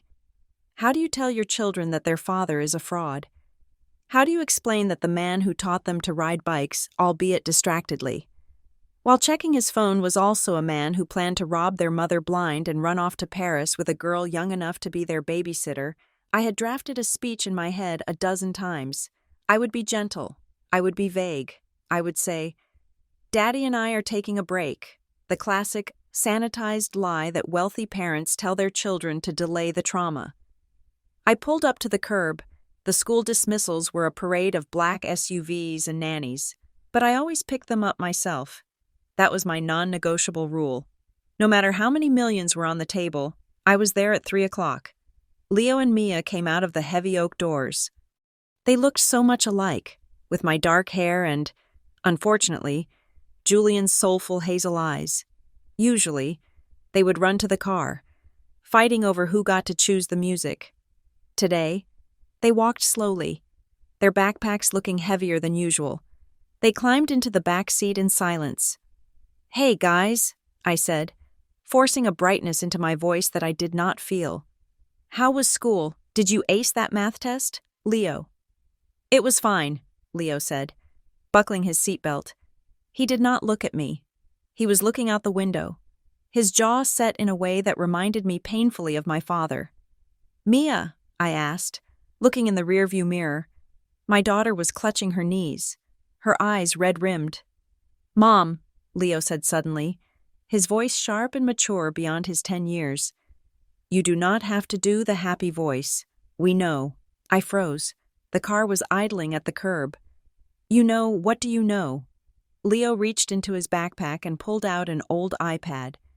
It was one of Julian's discarded devices, the one with the cracked screen that he had given to the kids to play Minecraft on a year ago. I had forgotten about it.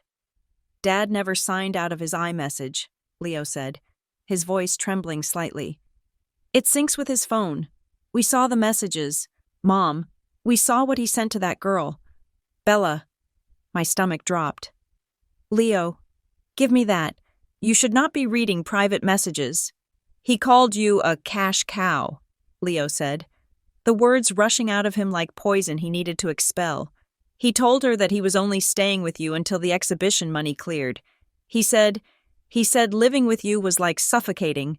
Leo looked up, and his eyes were filled with angry tears. And she made fun of your dress, the blue one you wore to the gala. She called you the old ATM. I reached back and gently took the iPad from his hands. I turned it over and placed it face down on the passenger seat. I wanted to scream. I wanted to drive to Queens and burn that basement apartment to the ground. He had not only betrayed me, he had left his digital filth within reach of our children. I am so sorry you had to see that, I whispered, my voice breaking. Grandma Martha told me you were the bad one, Mia whispered, her voice barely audible. I turned around in my seat to look at her. What did Grandma say? Honey. Mia wiped her nose with her sleeve. Last weekend in the Hamptons, when you were on a conference call, she told me and Leo that you only care about money. She said you bought Daddy like a piece of furniture and that you control him. She said we should feel sorry for Daddy because you are a tyrant. A tyrant. I felt a cold, hard rage settle over me. For 10 years, I had treated Martha like a queen. I had paid for her surgeries, her clothes, her lifestyle. And while I was signing the checks, she was poisoning my children's minds against me. She was planting seeds of resentment, hoping they would grow into hatred. Listen to me, I said, looking at both of them with fierce intensity. Grandma Martha was wrong, and Daddy made some very bad choices, but none of this is your fault, and none of it means we are not a family. It is just going to be different now. It is going to be just us three. Good, Leo said firmly. I do not want to see him. He is a liar. I do not want to go to Grandma's house anymore, Mia added. She smells like old perfume, and she always pinches my arm when I do not finish my dinner. A wave of relief washed over me, so powerful it almost made me dizzy. I had been so afraid of destroying their image of their father. But Julian had done the work for me. He had been so careless, so arrogant, that he had alienated the only two people who might have loved him unconditionally. I put the car in drive. How about we go get some ice cream, the big sundaes at Serendipity? Yes. Mia cheered, a small smile finally breaking through, but before I could pull away from the curb, a figure darted out from between two parked cars and slammed his hands onto the hood of my SUV. I slammed on the brakes. The kid screamed. It was Julian. He looked manic. His hair was wild. His designer blazer was wrinkled and stained with what looked like coffee, and his eyes were wide and desperate. He had clearly run here. He was sweating profusely despite the cool air. "Open the door!" he screamed, his voice muffled by the glass but still audible. He ran around to the side of the car, grabbing the handle of the back seat door. "Leo, Mia, open the door. It is Daddy." Thank God for automatic child locks. He yanked on the handle, shaking the entire car. "Mom!" Mia shrieked, shrinking away from the window. "I am scared." "Don't look at him," I commanded, my voice calm and deadly. "Leo, Mia, look at me. Do not look out the window." I saw the school security guard, a burly man named Mr. Henderson, running toward us. I rolled down my window just 2 inches. "Julian, stop it," I hissed. "You are scaring them." "I have a right to see my children," Julian yelled, spit flying from his mouth. "You cannot keep them from me. I am their father, Leo. Mia, tell your mother to unlock the door. Tell her you want to come with me." Leo looked at his father through the tinted glass. He did not unlock the door. Instead, he leaned over and locked it manually, pressing the button down with a definitive click. Julian saw it. He saw his son lock him out. The look on his face was one of pure shock. He banged on the glass. "Leo, what are you doing? It is me. It is Dad." "Go away," Leo shouted, his voice muffled. "You are a liar. Go away." "Sir, you need to step away from the vehicle. Mister," Henderson barked, grabbing Julian by the shoulder. "Get your hands off me." Julian shrugged him off, his desperation turning into aggression. That is my wife. Those are my kids. She is kidnapping them. I have a restraining order pending, I said loudly, addressing the security guard. And I have full temporary custody filed with the court as of this morning. This man is trespassing and harassing minors. Mr. Henderson nodded. He knew who signed the donation checks for the new library wing. He knew who I was, and looking at the disheveled, raving man in the stained jacket, he made his choice. Sir, I am going to ask you to leave the school property immediately, Mr. Henderson said, his hand moving to his radio. If you do not leave, I will call the police. Call them, Julian challenged, though his voice wavered. She stole my life. She stole my money. Crowds of parents and students were stopping to watch. The murmurs began. Is that Julian Thorne? He looks homeless. I heard he got fired. The humiliation was public and total. I looked Julian in the eye through the gap in the window. Julian, look at yourself. You are screaming at your children in the street. Do you really want this to be the last memory they have of you before the court hearing? He stopped banging on the glass. He looked past me to the back seat. Mia was crying, hiding her face in Leo's shoulder. Leo was staring at him with a look of cold, adult judgment that no 10-year-old should ever have to wear. For a moment, the madness in Julian's eyes cleared, replaced by a crushing realization. He had lost them. He could lose the money, the house, the car, and blame it on my cruelty. But this rejection was entirely his own doing. Leo, he whispered, his hand sliding off the glass. Step back, sir. Mr. Henderson ordered, physically guiding him away from the car. Julian slumped. The fight went out of him. He looked like a puppet whose strings had been cut. He stepped back onto the sidewalk, his shoulders hunched. I rolled up the window. I did not look back. I pressed the accelerator and the car glided forward, leaving the spectacle behind. Is he gone? Mia asked after a block. He is gone, I promised. He cannot hurt us. Honey, the car is safe. The house is safe. I promise. We drove in silence for a few minutes. I reached over and squeezed Leo's hand. He squeezed back, his grip surprisingly strong. Mom, Leo asked. Yes, sweetie. Are we really poor now? He asked. Because Dad said you cut off all the money. I let out a soft laugh. No, Leo, we are not poor. Dad is having to learn how to manage his own money for the first time. But you and I and Mia, we are fine. We are more than fine. In fact, we are going to save a lot of money now that we are not buying Dad's friends' expensive dinners. Good, Leo said. I want a new skateboard. We can discuss skateboarding. I smiled. We arrived at Serendipity. I ordered the biggest frozen hot chocolate they had, the one with the mountain of whipped cream. Watching them eat, watching the sugar rush bring the color back to their pale cheeks. I felt a renewed sense of purpose. I had destroyed Julian's financial life to protect my assets, but I realized now that the most important asset I had protected was not the portfolio or the real estate. It was them. If I had stayed in that marriage, if I had let them grow up in that house of lies and manipulation, they would have become like him. They would have become entitled, weak, and deceitful. By cutting Julian out, I had saved them. Mom, Mia said, wiping chocolate from her lip. Can we get a dog?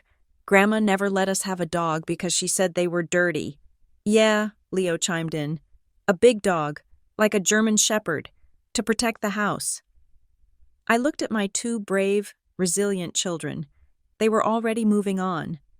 They were already building a new life in their heads, one where they were allowed to be happy, where they were allowed to be messy, where they were not walking on eggshells around a fragile ego. I think a dog is a wonderful idea, I said. We will go to the shelter this weekend. My phone buzzed on the table. It was a text from Marcus. Update, Mr. Thorne was escorted off the school premises. He is currently sitting on a bench in Central Park. He tried to call the press, But no one was picking up. The narrative is set. You are the protective mother. He is the unstable ex-husband. You have won the court of public opinion. I turned the phone over. I did not need Marcus to tell me I had won. I looked at Leo and Mia laughing as they fought over the last cherry on the sundae. Julian had tried to use the children as pawns, thinking he could leverage my love for them to get his credit cards reactivated. He thought I would crumble at the sight of them upset. He forgot that a mother wolf does not negotiate with the predator threatening her cubs. She rips its throat out. "Mom, are you going to eat your cherry?" Leo asked. "No," I said, pushing the bowl toward him. "You take it. You earned it." Julian had lost his last card. He had nothing left to trade. He was alone in the city he once thought he owned, while we sat in the warmth of a booth, plotting the adoption of a puppy. The separation was complete. My heart, which I thought would be broken by the divorce, felt fuller than it had in years. I had chosen them, and today, they had chosen me. 3 weeks into their exile, the basement apartment in Queens had transformed from a temporary inconvenience into a pressure cooker of hatred. I did not need to be there to see it. I had Cole, my private investigator, who had rented the unit across the hall under the guise of a night shift security guard. His reports were detailed, precise, and arguably the best literature I had read all year. The reality of poverty acts like a solvent. It strips away the varnish of politeness and reveals the raw, ugly wood beneath, for Julian and his entourage. The wood was rotten. It started with Bella.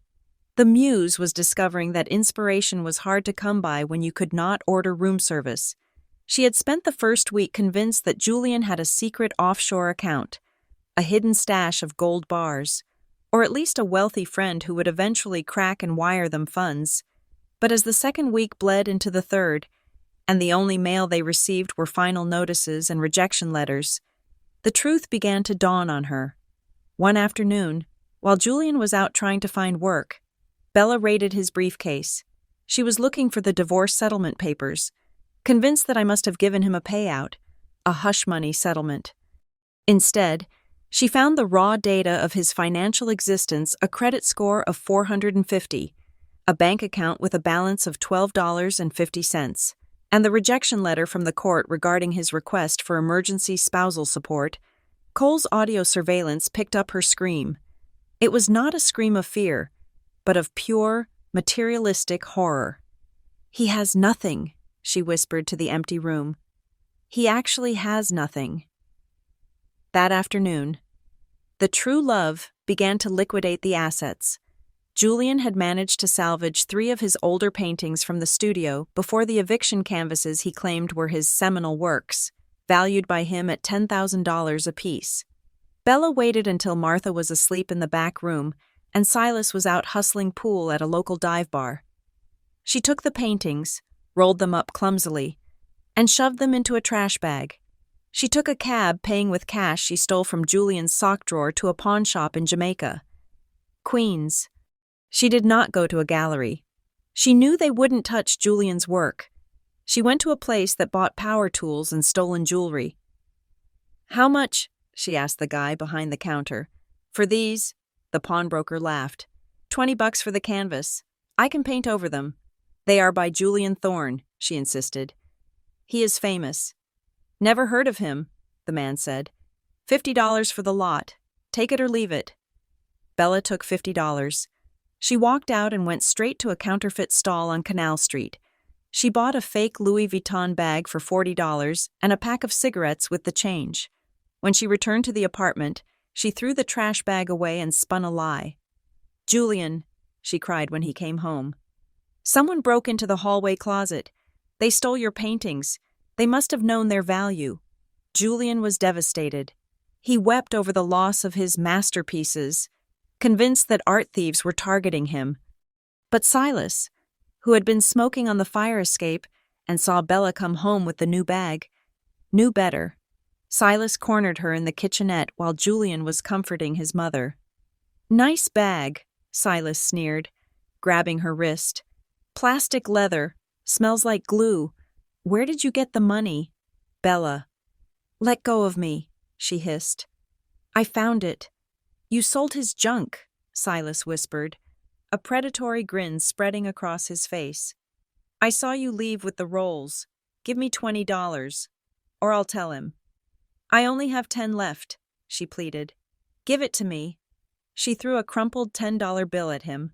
2 parasites. Fighting over scraps in the dark. It was pathetic. Meanwhile, the situation with Martha was becoming critical. The stress of the eviction and the sudden drop in her standard of living had exacerbated her heart condition. She had run out of her specialized medication, the brand-name pills that cost $600 a bottle. The generic version the free clinic gave her made her nauseous.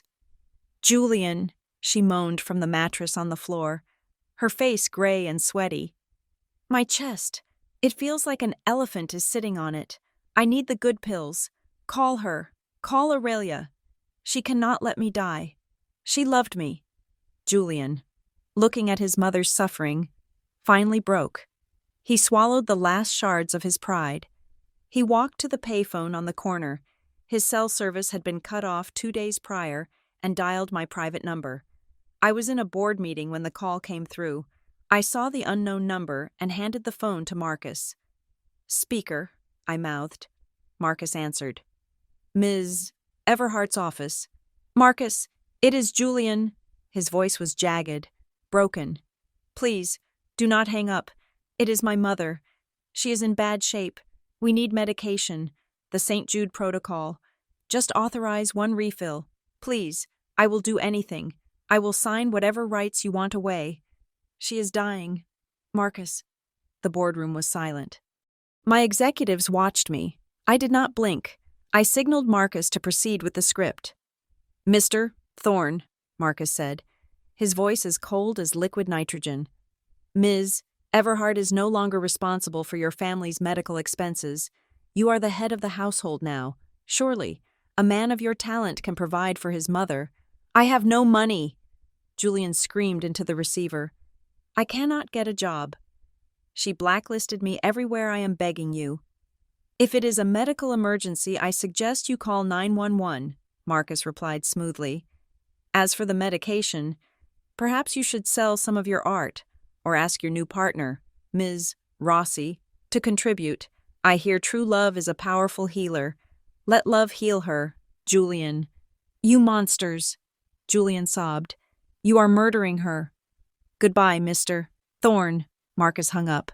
Julian slumped against the graffiti-covered phone booth. He had no options. He had to make money, fast, but the art world was closed to him. The universities wouldn't hire him. Even the high-end restaurants wouldn't let him wait tables, because his face had been splashed across the tabloids as the adulterous freeloader. He found work the only place that would take him, a non-union construction crew renovating a warehouse in the Bronx. They did not care who he was. They just needed a body to scrape lead paint and prime walls. For a week, the genius Julian Thorne, whose hands were insured for $1 million, spent 12 hours a day sanding drywall and inhaling dust. He came home every night covered in white powder, his fingernails bleeding, his back spasming. He earned $120 a day. Cash. It was barely enough to buy food and keep the lights on. The explosion happened on a Friday evening. It was 90 degrees in the apartment. The air conditioner had broken, and the landlord refused to fix it until they paid the rent arrears. Julian dragged himself through the door at 7 o'clock. He was exhausted. He had spent the day carrying 5-gallon buckets of paint up 4 flights of stairs. He smelled of sweat, turpentine, and despair. He walked into the living room, expecting stupidly some comfort. Instead, he found Bella sitting on the only chair, her feet propped up on a crate. She was painting her toenails with a bottle of bright red polish. The apartment was a mess. Dirty dishes were piled in the sink, the trash was overflowing, and from the bedroom, Martha was groaning. "Water. Someone please. Water." Bella did not even look up. She continued to apply the polish with meticulous care. Julian stood there, his hands trembling. The red mist of rage began to descend. "Bella," he croaked, his throat dry from the dust. "Did you hear her?" She wants water. I heard her, Bella said, blowing on her toes. She has been moaning all day. It is annoying. I am not a nurse. Julian, I did not sign up to wipe old ladies' foreheads. You did not sign up. Julian dropped his heavy work boots on the floor with a thud. You live here rent-free. I am out there breaking my back carrying drywall to buy us rice and beans. And you cannot even get my mother a glass of water. Bella capped the polish and looked at him. Her eyes were cold, devoid of the sparkle he had fallen in love with. Rent-free, please. I am paying for this with my youth. Julian, look at me. I am living in a dungeon. I have not bought a new dress in a month. My skin is breaking out from this humidity. Your skin. Julian walked toward her, his voice rising. My mother is dying in the next room. I am humiliated every single day, and you care about your skin. Don't shout at me, Bella snapped, standing up. It is not my fault you are a loser. I thought you were somebody. Julian, you told me you were a star. You told me Aurelia was just the bank. But turns out, you were the pet. You were just a dog she kept on a leash, and now that she kicked you out, you are nothing. Shut up, Julian screamed. The veins in his neck bulged. I am an artist. I am a visionary. You are a house painter. Bella laughed, a cruel, mocking sound that echoed off the peeling walls. Look at you. You are covered in filth. You are pathetic. I should have stayed with the guy from the hedge fund. At least he had a boat. Something inside Julian snapped. The last tether of his sanity broke. He lunged forward and slapped her. It was a sharp, cracking sound. Bella stumbled back, clutching her cheek. She looked at him with shock, which quickly morphed into a feral snarl. You hit me, she whispered. Then she screamed. He hit me. Silas, call the police. He is abusive. I'm going to sue you. Silas came running out of the bathroom. But he did not help. He just leaned against the doorframe, watching the show with dull eyes. We don't have a phone, remember? And you can't sue a guy with $0? Bella, waste of time. Julian looked at his hand. He was shaking. He had never hit a woman in his life. He had always considered himself a gentleman, a sophisticated man of the world. Now, he was a wife-beater living in a basement. Bella, he stammered. I didn't mean... Save it, Bella spat, grabbing her fake Louis Vuitton bag. I am done. I am leaving. I am getting out of this hellhole. Leaving? Julian asked, panic rising again. But we love each other. You are my true love. We have a connection. You said I was your soulmate. Bella stopped at the door. She turned to look at him, and the mask fell away completely. There was no muse left, only a 22-year-old opportunist who had bet on the wrong horse. Soulmate, she scoffed. Julian, wake up. I was an intern with $30,000 in student debt. You were the guy with the black card and the wife who owned the city. I didn't love you. I loved the lifestyle. I loved the Hamptons house. I loved the jewelry. That's not true, Julian whispered, tears cutting tracks through the dust on his face. We recited poetry. We talked about art. I Googled the poetry in the bathroom, Bella yelled. And your art? It is boring. It is derivative. I laughed about it with my friends. We called you the Golden Retriever because you just sat there waiting for Aurelia to pet you. The words hit him harder than any physical blow. The Golden Retriever, boring, derivative. But the necklace, Julian mumbled. The future. I sold the necklace yesterday, Bella said casually. Got $2,000 for it. I am using it to buy a ticket to Miami. My ex-boyfriend is down there promoting a club. He actually has money. You cheated on me. We were never exclusive, Julian, she smirked. You were just my ticket to the top. But the ticket expired. She opened the door. Goodbye, Julian. Have fun painting walls. Try not to get any on your masterpieces. The door slammed shut. Julian stood in the center of the room.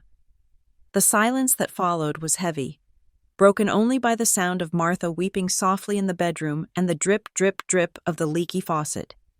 He looked around, the peeling wallpaper. The cockroach scuttled across the floor, the distinct smell of poverty. He realized then, with a clarity that was agonizing, that he had traded a diamond a woman who loved him, supported him, and built a world for him for a pebble, a cheap, sharp pebble that had just cut his hand and rolled away into the gutter. "Julian," Martha called out weakly. "Did she leave good riddance? Now, make me some tea." Julian dropped to his knees.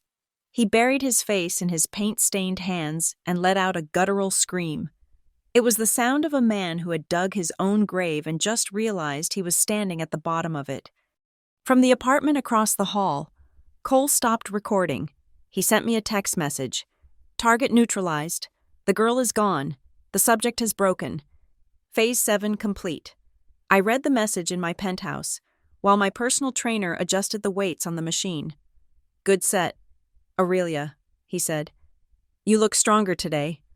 "I feel stronger," I replied, pushing the weight up with ease. "Much stronger." The trap had been set 3 years ago. It was a standard protocol I implemented for all executive devices, a digital tripwire designed to catch corporate espionage. I called it the honeycomb protocol. On Julian's laptop, the one I had purchased, the one he used to play solitaire and pretend to work, I had created a hidden partition containing a folder labeled Project Skyline Confidential Blueprints 2026. Inside were gigabytes of intricate, high-resolution architectural schematics. To the untrained eye, they looked like the billion-dollar plans for a new eco-city in the Hudson Valley. To a professional architect, they were structural nonsense, a labyrinth of impossible physics and code violations, but more importantly, the files were tagged with a silent tracking beacon that alerted my security team the moment they were copied or emailed. I sat in my office, watching the blinking red light on my monitor. The beacon had been activated. "She took the bait," Marcus said. Standing by the window, Bella Rossi is currently sitting in a Starbucks on 34th Street. She is meeting with a representative from Obsidian Development. They are our aggressive competitors. I swiveled my chair. Obsidian. They are desperate enough to buy stolen property. Bella must be trying to fund her escape to Miami. She is asking for $50,000, Marcus added, checking his tablet. She claims she has the crown jewel of Aura Vogue. "Let the police know," I said, taking a sip of sparkling water. "It is time to close the trap." The arrest was swift and unglamorous. Bella did not get a cinematic takedown. She was sitting in a booth, nervously tapping her fake acrylic nails on the table, when 2 plainclothes officers approached her. She tried to deny it, tried to stash the USB drive in her purse, but they had the transaction on camera. They had the emails she sent from her personal account offering the sale of trade secrets. But Bella, true to her nature, was not going down alone. According to the police report I received an hour later, Bella started screaming the moment they put the handcuffs on her. She claimed she did not know how to decrypt the files. She claimed she did not know the password to Julian's secure vault. She pointed the finger at the only person desperate enough to help her, Silas. "It was Silas Thorne," she yelled in the precinct interrogation room. "He cracked the password. He told me to sell it. We were going to split the money. He is the mastermind." It was a lie. Of course, Silas was not a mastermind of anything except bad decisions. But he had helped her. My IT forensics team found logs showing Silas's phone tethered to Julian's laptop at 2 a.m. 3 days ago. He had helped her bypass the biometric lock, likely in exchange for a cut to pay off his loan sharks. The police picked up Silas at a pool hall in Queens. He tried to run out the back door but tripped over a crate of empty beer bottles. They dragged him out in handcuffs, charging him with conspiracy to commit grand larceny and corporate espionage. The dominoes were falling faster now. The call to the basement apartment in Queens came at 4 p.m. Julian was not home. He was still at the construction site. Scraping walls, Martha was alone. The officer on the phone was blunt. "Mrs. Thorne, this is the NYPD. We have your son, Silas Thorne, in custody." Martha, already weakened by weeks of stress and lack of medication, could not process the information. Custody. What do you mean? He is being charged with a felony. Ma'am, bail is set at $100,000. $100,000 to a woman who currently did not have $5 to buy aspirin. That number was a death sentence. The shock hit her like a physical blow. Her blood pressure, already dangerously high, spiked, a vessel in her brain. Weakened by age and stress, finally gave way. She dropped the phone.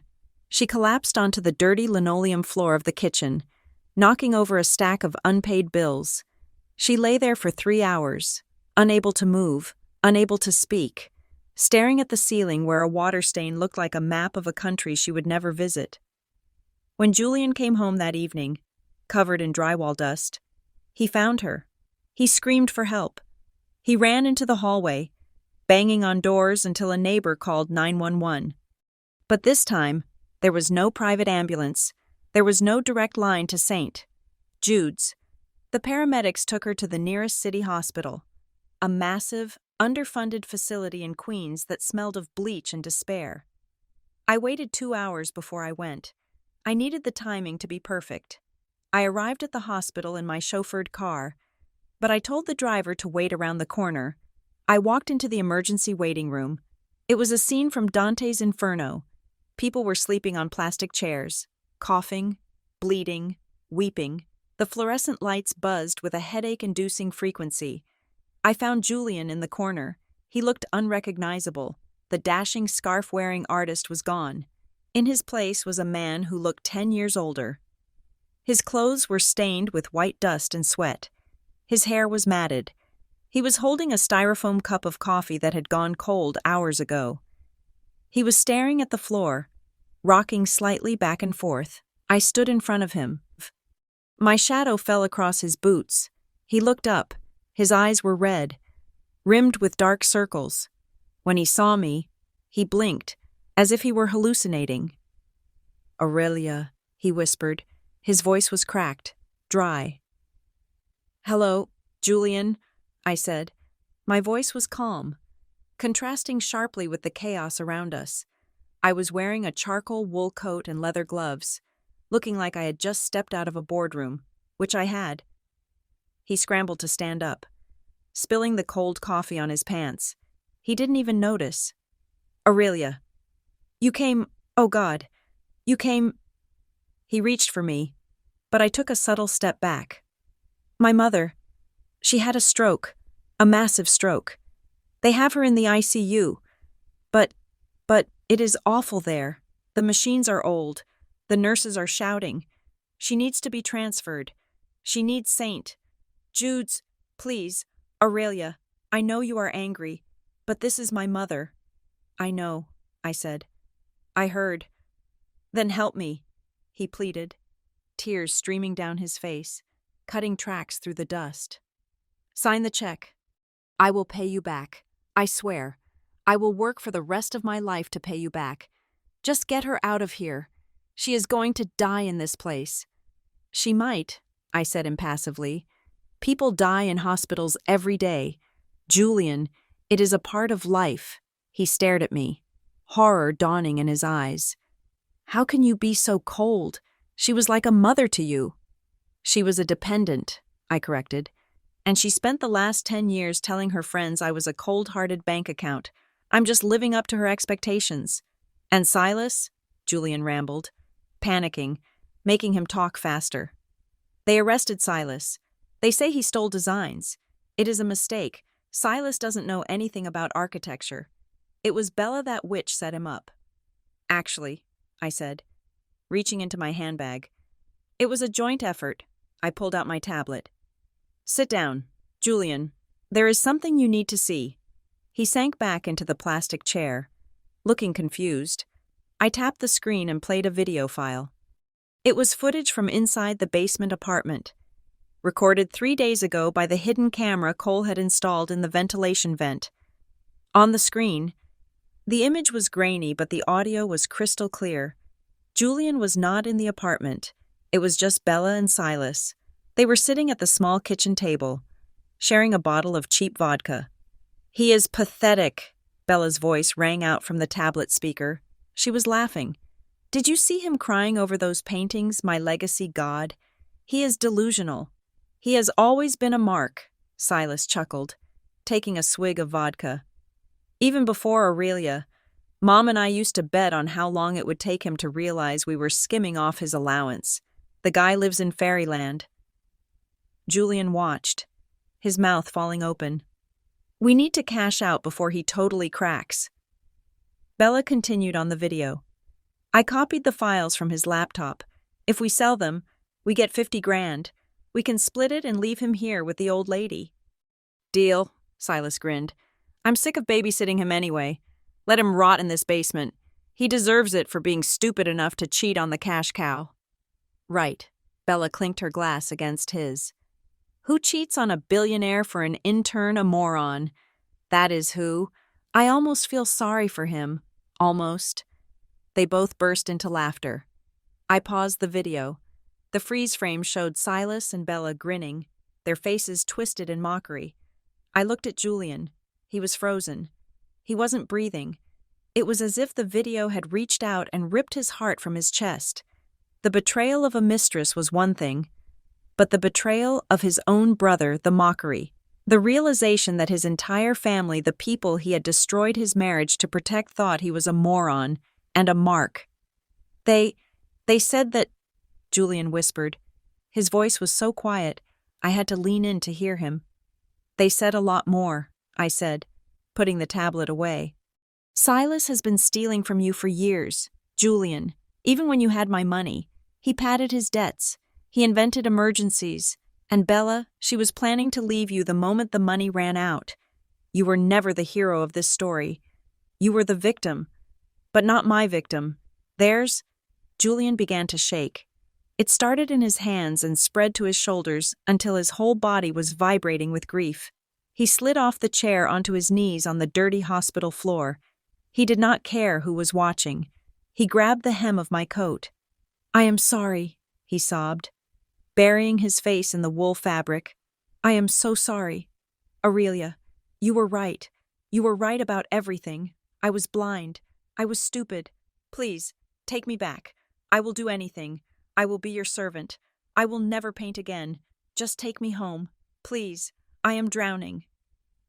People in the waiting room were staring. A nurse stood up behind the desk, looking concerned.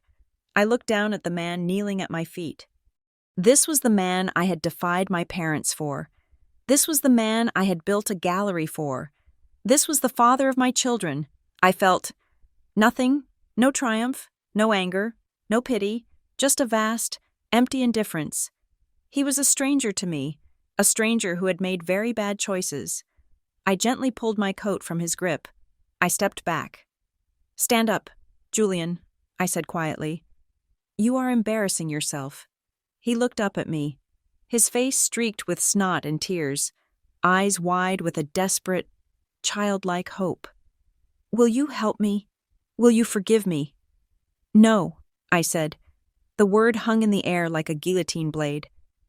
But 10 years, he choked out. 10 years of love. Doesn't it mean anything? I looked him dead in the eye. Those 10 years died the moment you touched her. Julian, you killed them, you buried them, and then you danced on the grave with your mistress and your brother. Aurelia, this is the family you chose, I said, gesturing to the chaotic waiting room, to the direction of the jail where his brother sat, to the ghost of the mistress who had sold him out. You chose them over me. You chose them over Leo and Mia. Now, you get to keep them. What about Mom? He whispered. She is going to die. Then sit with her, I said. Hold her hand. Be a good son. That is free. I turned around. The sound of his wailing followed me as I walked toward the automatic doors. Aurelia, don't leave me. Please, I have nobody. I walked out into the cool night air. The city sounds rushed in to fill the silence in my head. I walked to my car where the driver opened the door. Where to, Ms. Everhart? He asked. Home, I said. And James, drive slowly. I want to enjoy the view. As the car pulled away, I looked out the window at the grim facade of the hospital. Inside, The last remnants of Julian's life were turning to ash. He was alone with a dying mother, an imprisoned brother, and the crushing weight of his own foolishness. The punishment was absolute. I did not need to do anything else. He was already in hell. The notification of Martha Thorne's death arrived on my desk at 10 in the morning on a rainy Tuesday. It was not a phone call from a grieving relative, nor was it a somber visit from the police. It was a standard automated alert from the billing department of the Queen's General Hospital. Forwarded to me by Marcus. The subject line read, "Patient deceased. Outstanding balance transfer request." Martha had died alone in a shared room. Her heart finally giving up under the weight of stress and the absence of the 5-star medical care she had taken for granted for a decade. The cause of death was officially listed as cardiac arrest, but in Julian's mind, the cause of death was me. I did not feel a surge of triumph. I did not feel a pang of guilt. I felt the dry, clinical satisfaction of closing a file that had been open for too long. I instructed Marcus to send a modest floral arrangement to the funeral home, the cheapest one available, and to block Julian's number, which had been calling my private line incessantly for the last hour. But Julian found a way to leave a message. He called the main reception desk of Aura Vogue Designs and screamed into the ear of the terrified receptionist, "Tell her she is a murderer." His voice cracked on the recording I listened to later. "Tell her the blood is on her hands. My mother is dead because of her greed. She killed her, I will make her pay." I deleted the message. Grief is a powerful emotion, but in a man as weak as Julian, grief does not lead to growth. It leads to madness. The spiral was rapid and terrifyingly absolute. Without money to pay for a funeral, Julian had to sign over his mother's body to the state for a pauper's cremation. There was no service, no eulogy, no gathering of friends, because he had none left. Silas was sitting in a holding cell at Rikers Island, awaiting trial for felony larceny. Unable to even make a phone call, Bella was likely sipping a mojito in South Beach. Having washed her hands of the Thorne family tragedy, Julian was truly, completely alone.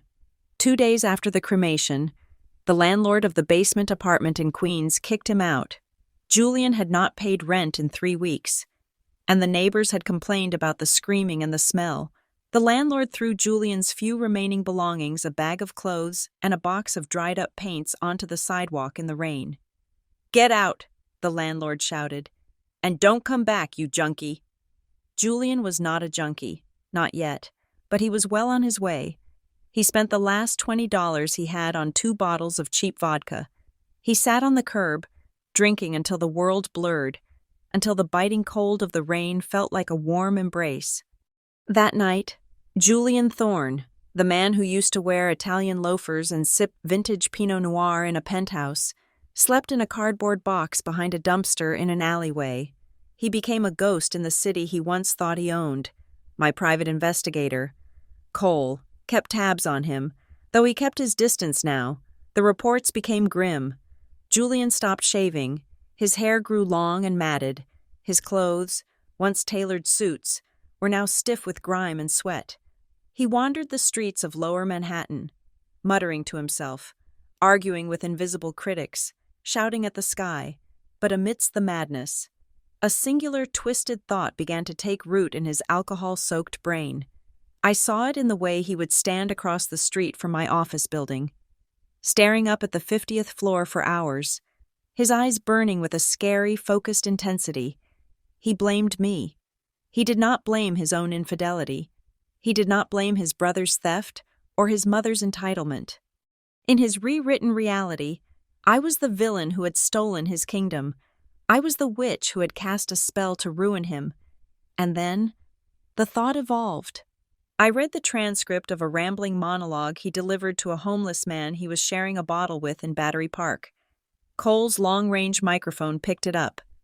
"She has it all," Julian slurred, pointing a shaking finger at the skyline. "My money, my house, my kids, but if she is gone, who gets the kids? I do. I am the father. I am the biological father. If she dies, the money goes to Leo and Mia, and I am their guardian. I control the trust. I get it all back. I just need..." I just need to remove the obstacle.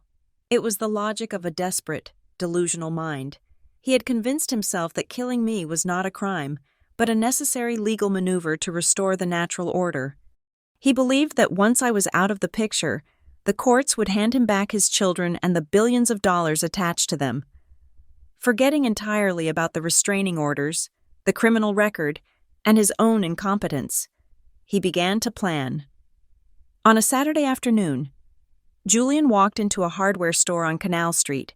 He looked like a beggar, smelling of stale liquor and trash. The clerk tried to shoo him away, but Julian pulled out a crumpled handful of change money he had begged for on the subway. "I need a knife," Julian whispered, his eyes darting around nervously. "A strong one, for cutting canvas." He bought a 6-inch utility knife with a serrated edge. It cost $8.50. He hid it inside his dirty coat, pressing it against his chest like a talisman. For the next week, he stalked me. He learned my schedule. He knew I arrived at the office at 8 in the morning and left at 7 in the evening. He watched my car pull out of the garage. He saw the security detail that surrounded me, the wall of muscle and technology that kept me safe. He tried to reach the children one last time. He used a stolen phone to call Leo's number, but the line was dead. I had changed their numbers the day after the school incident. He went to the school again, hiding behind a tree across the street. He saw Leo and Mia walking out, laughing, flanked by 2 armed bodyguards I had hired. They looked happy. They looked healthy. They looked like they had forgotten him. The sight broke him and hardened him at the same time. "They brainwashed them," he muttered to himself, gripping the handle of the knife in his pocket. "She stole their minds. I have to save them. I have to kill the witch to break the spell." While Julian was sleeping in alleys and plotting murder, I was ascending to the peak of my career. Forbes magazine featured me on the cover of their Most Powerful Women issue. The headline read, "The Phoenix of Real Estate, Aurelia Everhart, on Building an Empire Alone." The photo showed me standing on the balcony of my penthouse, wearing a white power suit, looking like a goddess of commerce. I looked untouchable. Julian saw the magazine. He saw it at a newsstand on a street corner. He stared at my face, at the confident smile that mocked his misery.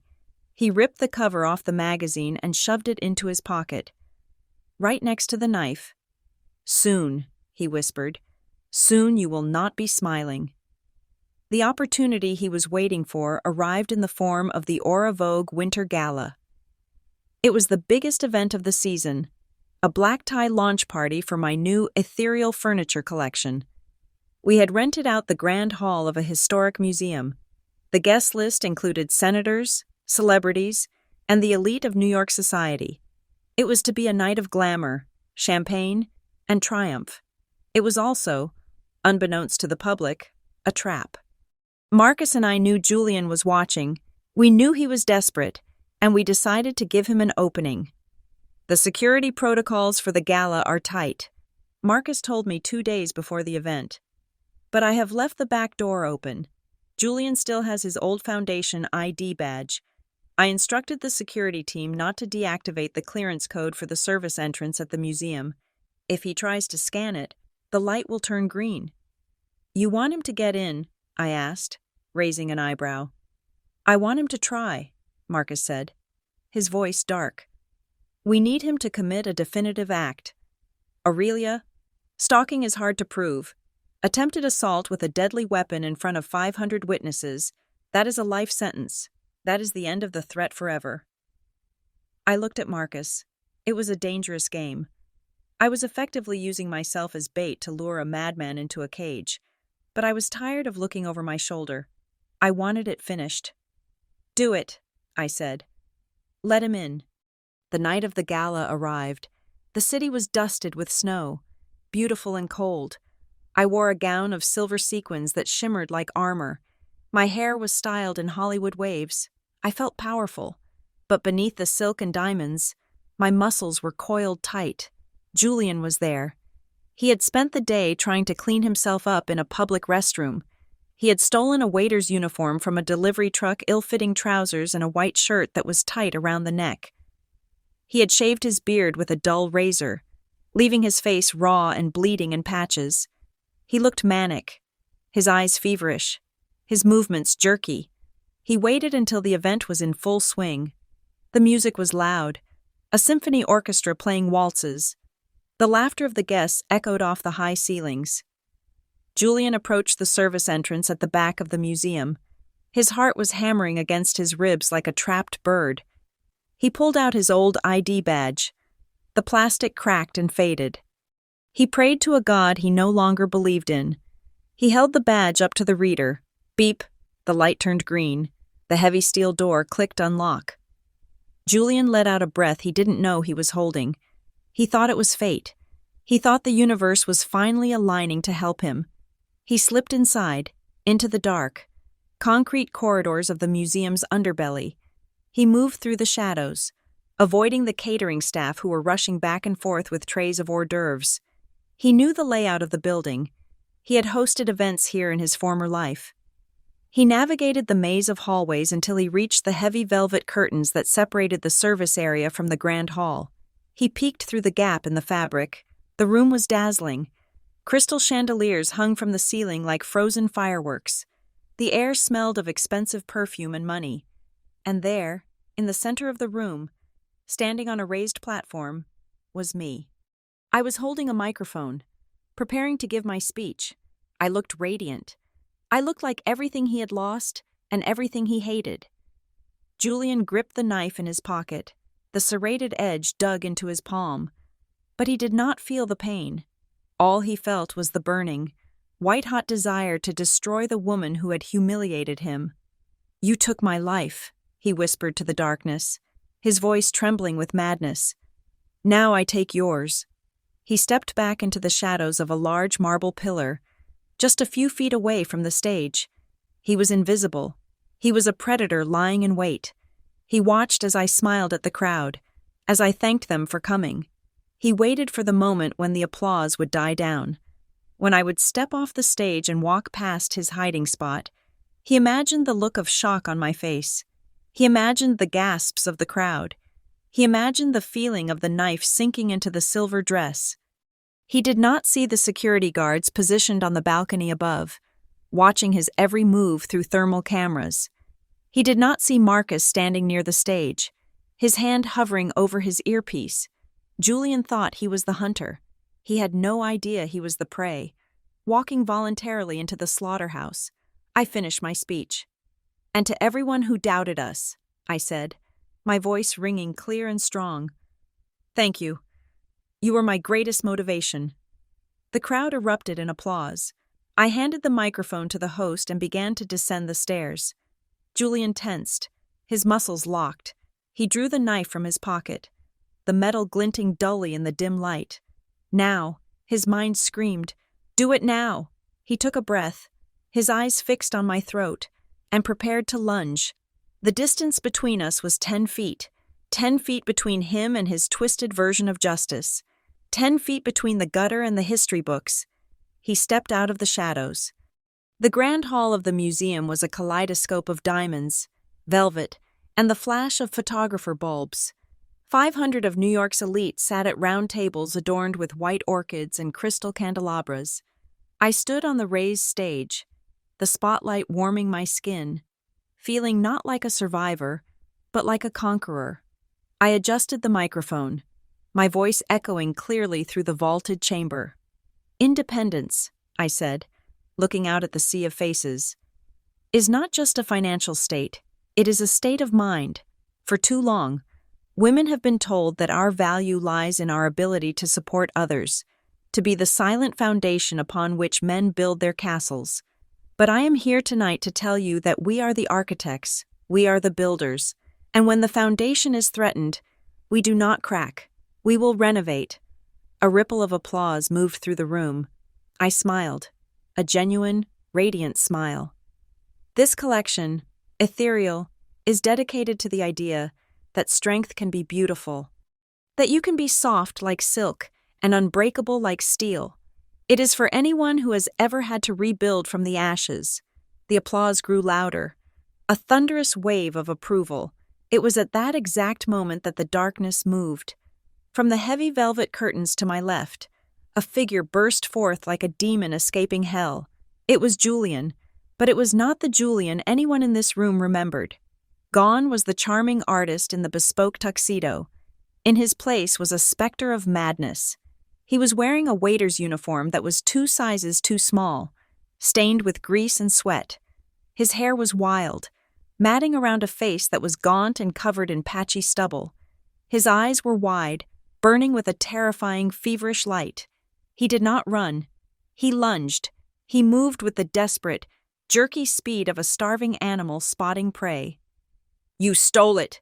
he screamed, his voice a raw, guttural tear that silenced the orchestra instantly. "You stole my life, you witch!" the crowd gasped. A collective intake of breath that sucked the oxygen out of the room. People scrambled back from their tables, overturning chairs and shattering champagne glasses. "Security!" someone shouted, but my security team did not move. Not yet. I saw Marcus standing in the wings, his hand raised, holding the guards back. I knew the plan. We needed him to cross the line. We needed him to commit the act. If they stopped him now, it was just harassment. If they stopped him a foot away from me, it was attempted murder. I stood perfectly still. I did not flinch. I did not step back. I locked eyes with the man I had once promised to love and cherish. I saw the utility knife in his hand, the serrated blade glinting under the stage lights. I saw the intent in his eyes. He wanted to kill me. He truly, deeply wanted to wipe me from the earth so he could reclaim the fantasy he had lost. "Die!" Julian shrieked, vaulting onto the stage. "Give it back to me." He was 5 feet away, 4 feet. He raised the knife high above his head, mimicking a pose from a bad horror movie. His face twisted into a mask of pure hatred. 3 feet. I could smell him, the stench of stale vodka, unwashed skin, and the rot of the streets hit me like a physical blow. 2 feet. "Now!" Marcus's voice cut through his earpiece, audible only to the team. The response was instantaneous and brutal. 2 massive bodyguards, who had been blended into the stage backdrop like statues, surged forward. They did not just stop him. They tackled him with the force of a freight train. One hit him high, the other hit him low. There was a sickening crunch of bone hitting the hardwood floor. The knife flew from Julian's hand. It spun through the air, flashing silver, and embedded itself into the stage floor with a dull thud. It vibrated there, the handle quivering, exactly 3 inches from the toe of my silver stiletto. Julian hit the ground hard. The wind knocked out of him. Before he could even draw a breath, he was pinned. A knee was pressed into his back, his face smashed against the polished wood. "Get off me!" Julian wheezed, thrashing uselessly against 400 pounds of trained muscle. "I am the victim. She is the devil. She stole my children." The room was in chaos. Screams erupted from the guests. Photographers, recovering from the shock, began to snap pictures frantically. Flashbulbs popped like gunfire, capturing the scene in stark, high-contrast bursts, the glamorous CEO standing tall and unmoving, and the deranged ex-husband pinned at her feet like a rabid dog. Police officers, who had been waiting on standby outside the service entrance, swarmed the stage. They hauled Julian to his feet. He looked around, blinking in the harsh lights. He saw the faces of the people he used to know, the collectors, the critics, the socialites. He expected to see sympathy. He expected them to rally to his defense. Instead, he saw horror. He saw disgust. He saw the way they recoiled from him as if he were a disease. "Julian Thorne," the lead officer announced, his voice booming. "You are under arrest for attempted murder, aggravated assault, and violation of a restraining order." "No," Julian sobbed, as the handcuffs clicked tight around his wrists. "You do not understand. She planned this. She trapped me. I am a genius. I am an artist."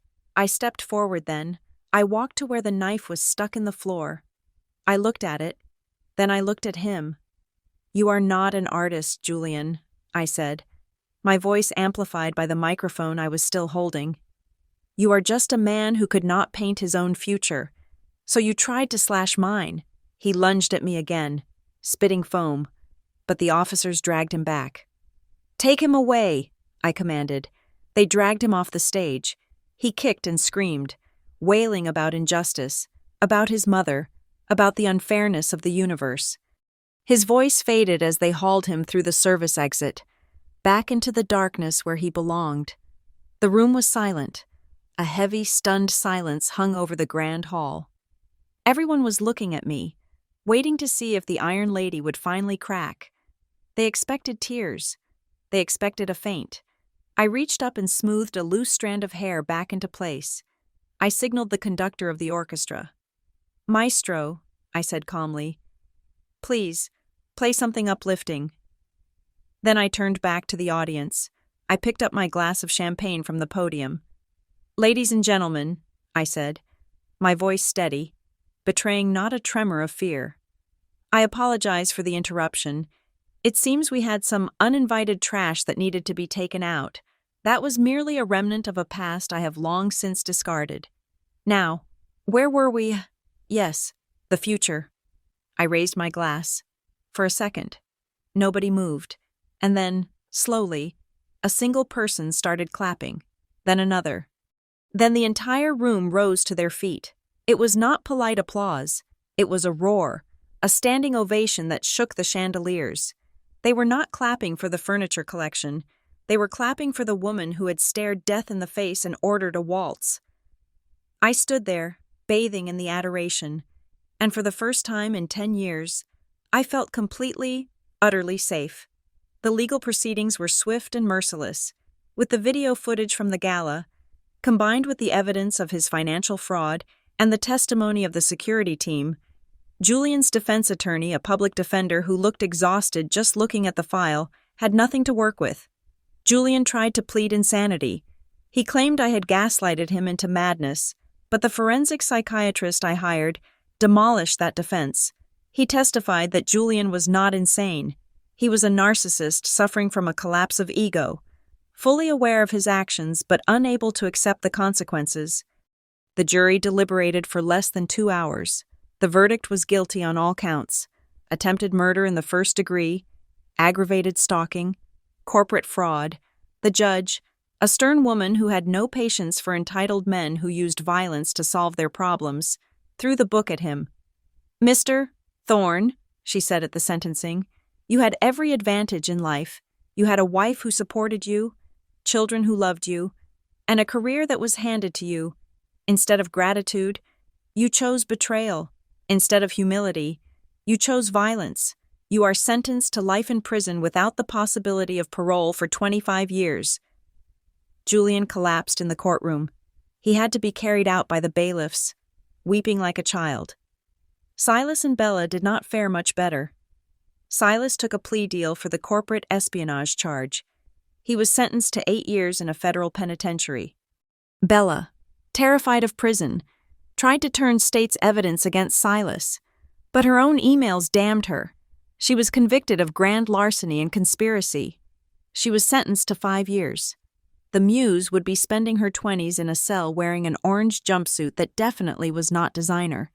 Justice had been served. Cold, hard, and absolute.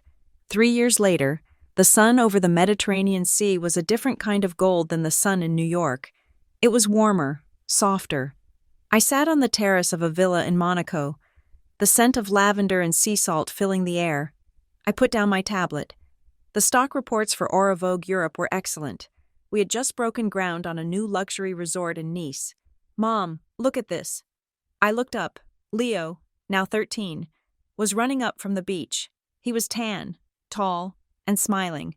Behind him, Mia was laughing, chasing a golden retriever puppy we had named Justice. "He caught a frisbee in midair," Leo shouted. "That is impressive," I smiled. Walking behind them was a man. His name was Elias. He was an architect, a brilliant one, who ran his own firm in London. We had met 2 years ago over a blueprint dispute and had been debating and laughing ever since. He was successful in his own right. He did not need my money. He did not need my connections. He just wanted me. Elias walked up to the terrace and kissed my cheek. The kids are wearing me out. He laughed. Leo has an arm like a quarterback. They are happy, I said, watching them play.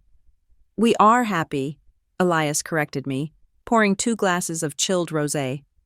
Yes, I agreed. We are. Marcus walked onto the terrace then. He was wearing a linen suit, looking as professional and terrifying as ever. Even in the Riviera heat. Aurelia, he said. The mail. He handed me a stack of envelopes. On top was a letter with a prison stamp. It was from the upstate correctional facility. The handwriting was shaky, desperate. It was from Julian. I did not open it. I knew what it said.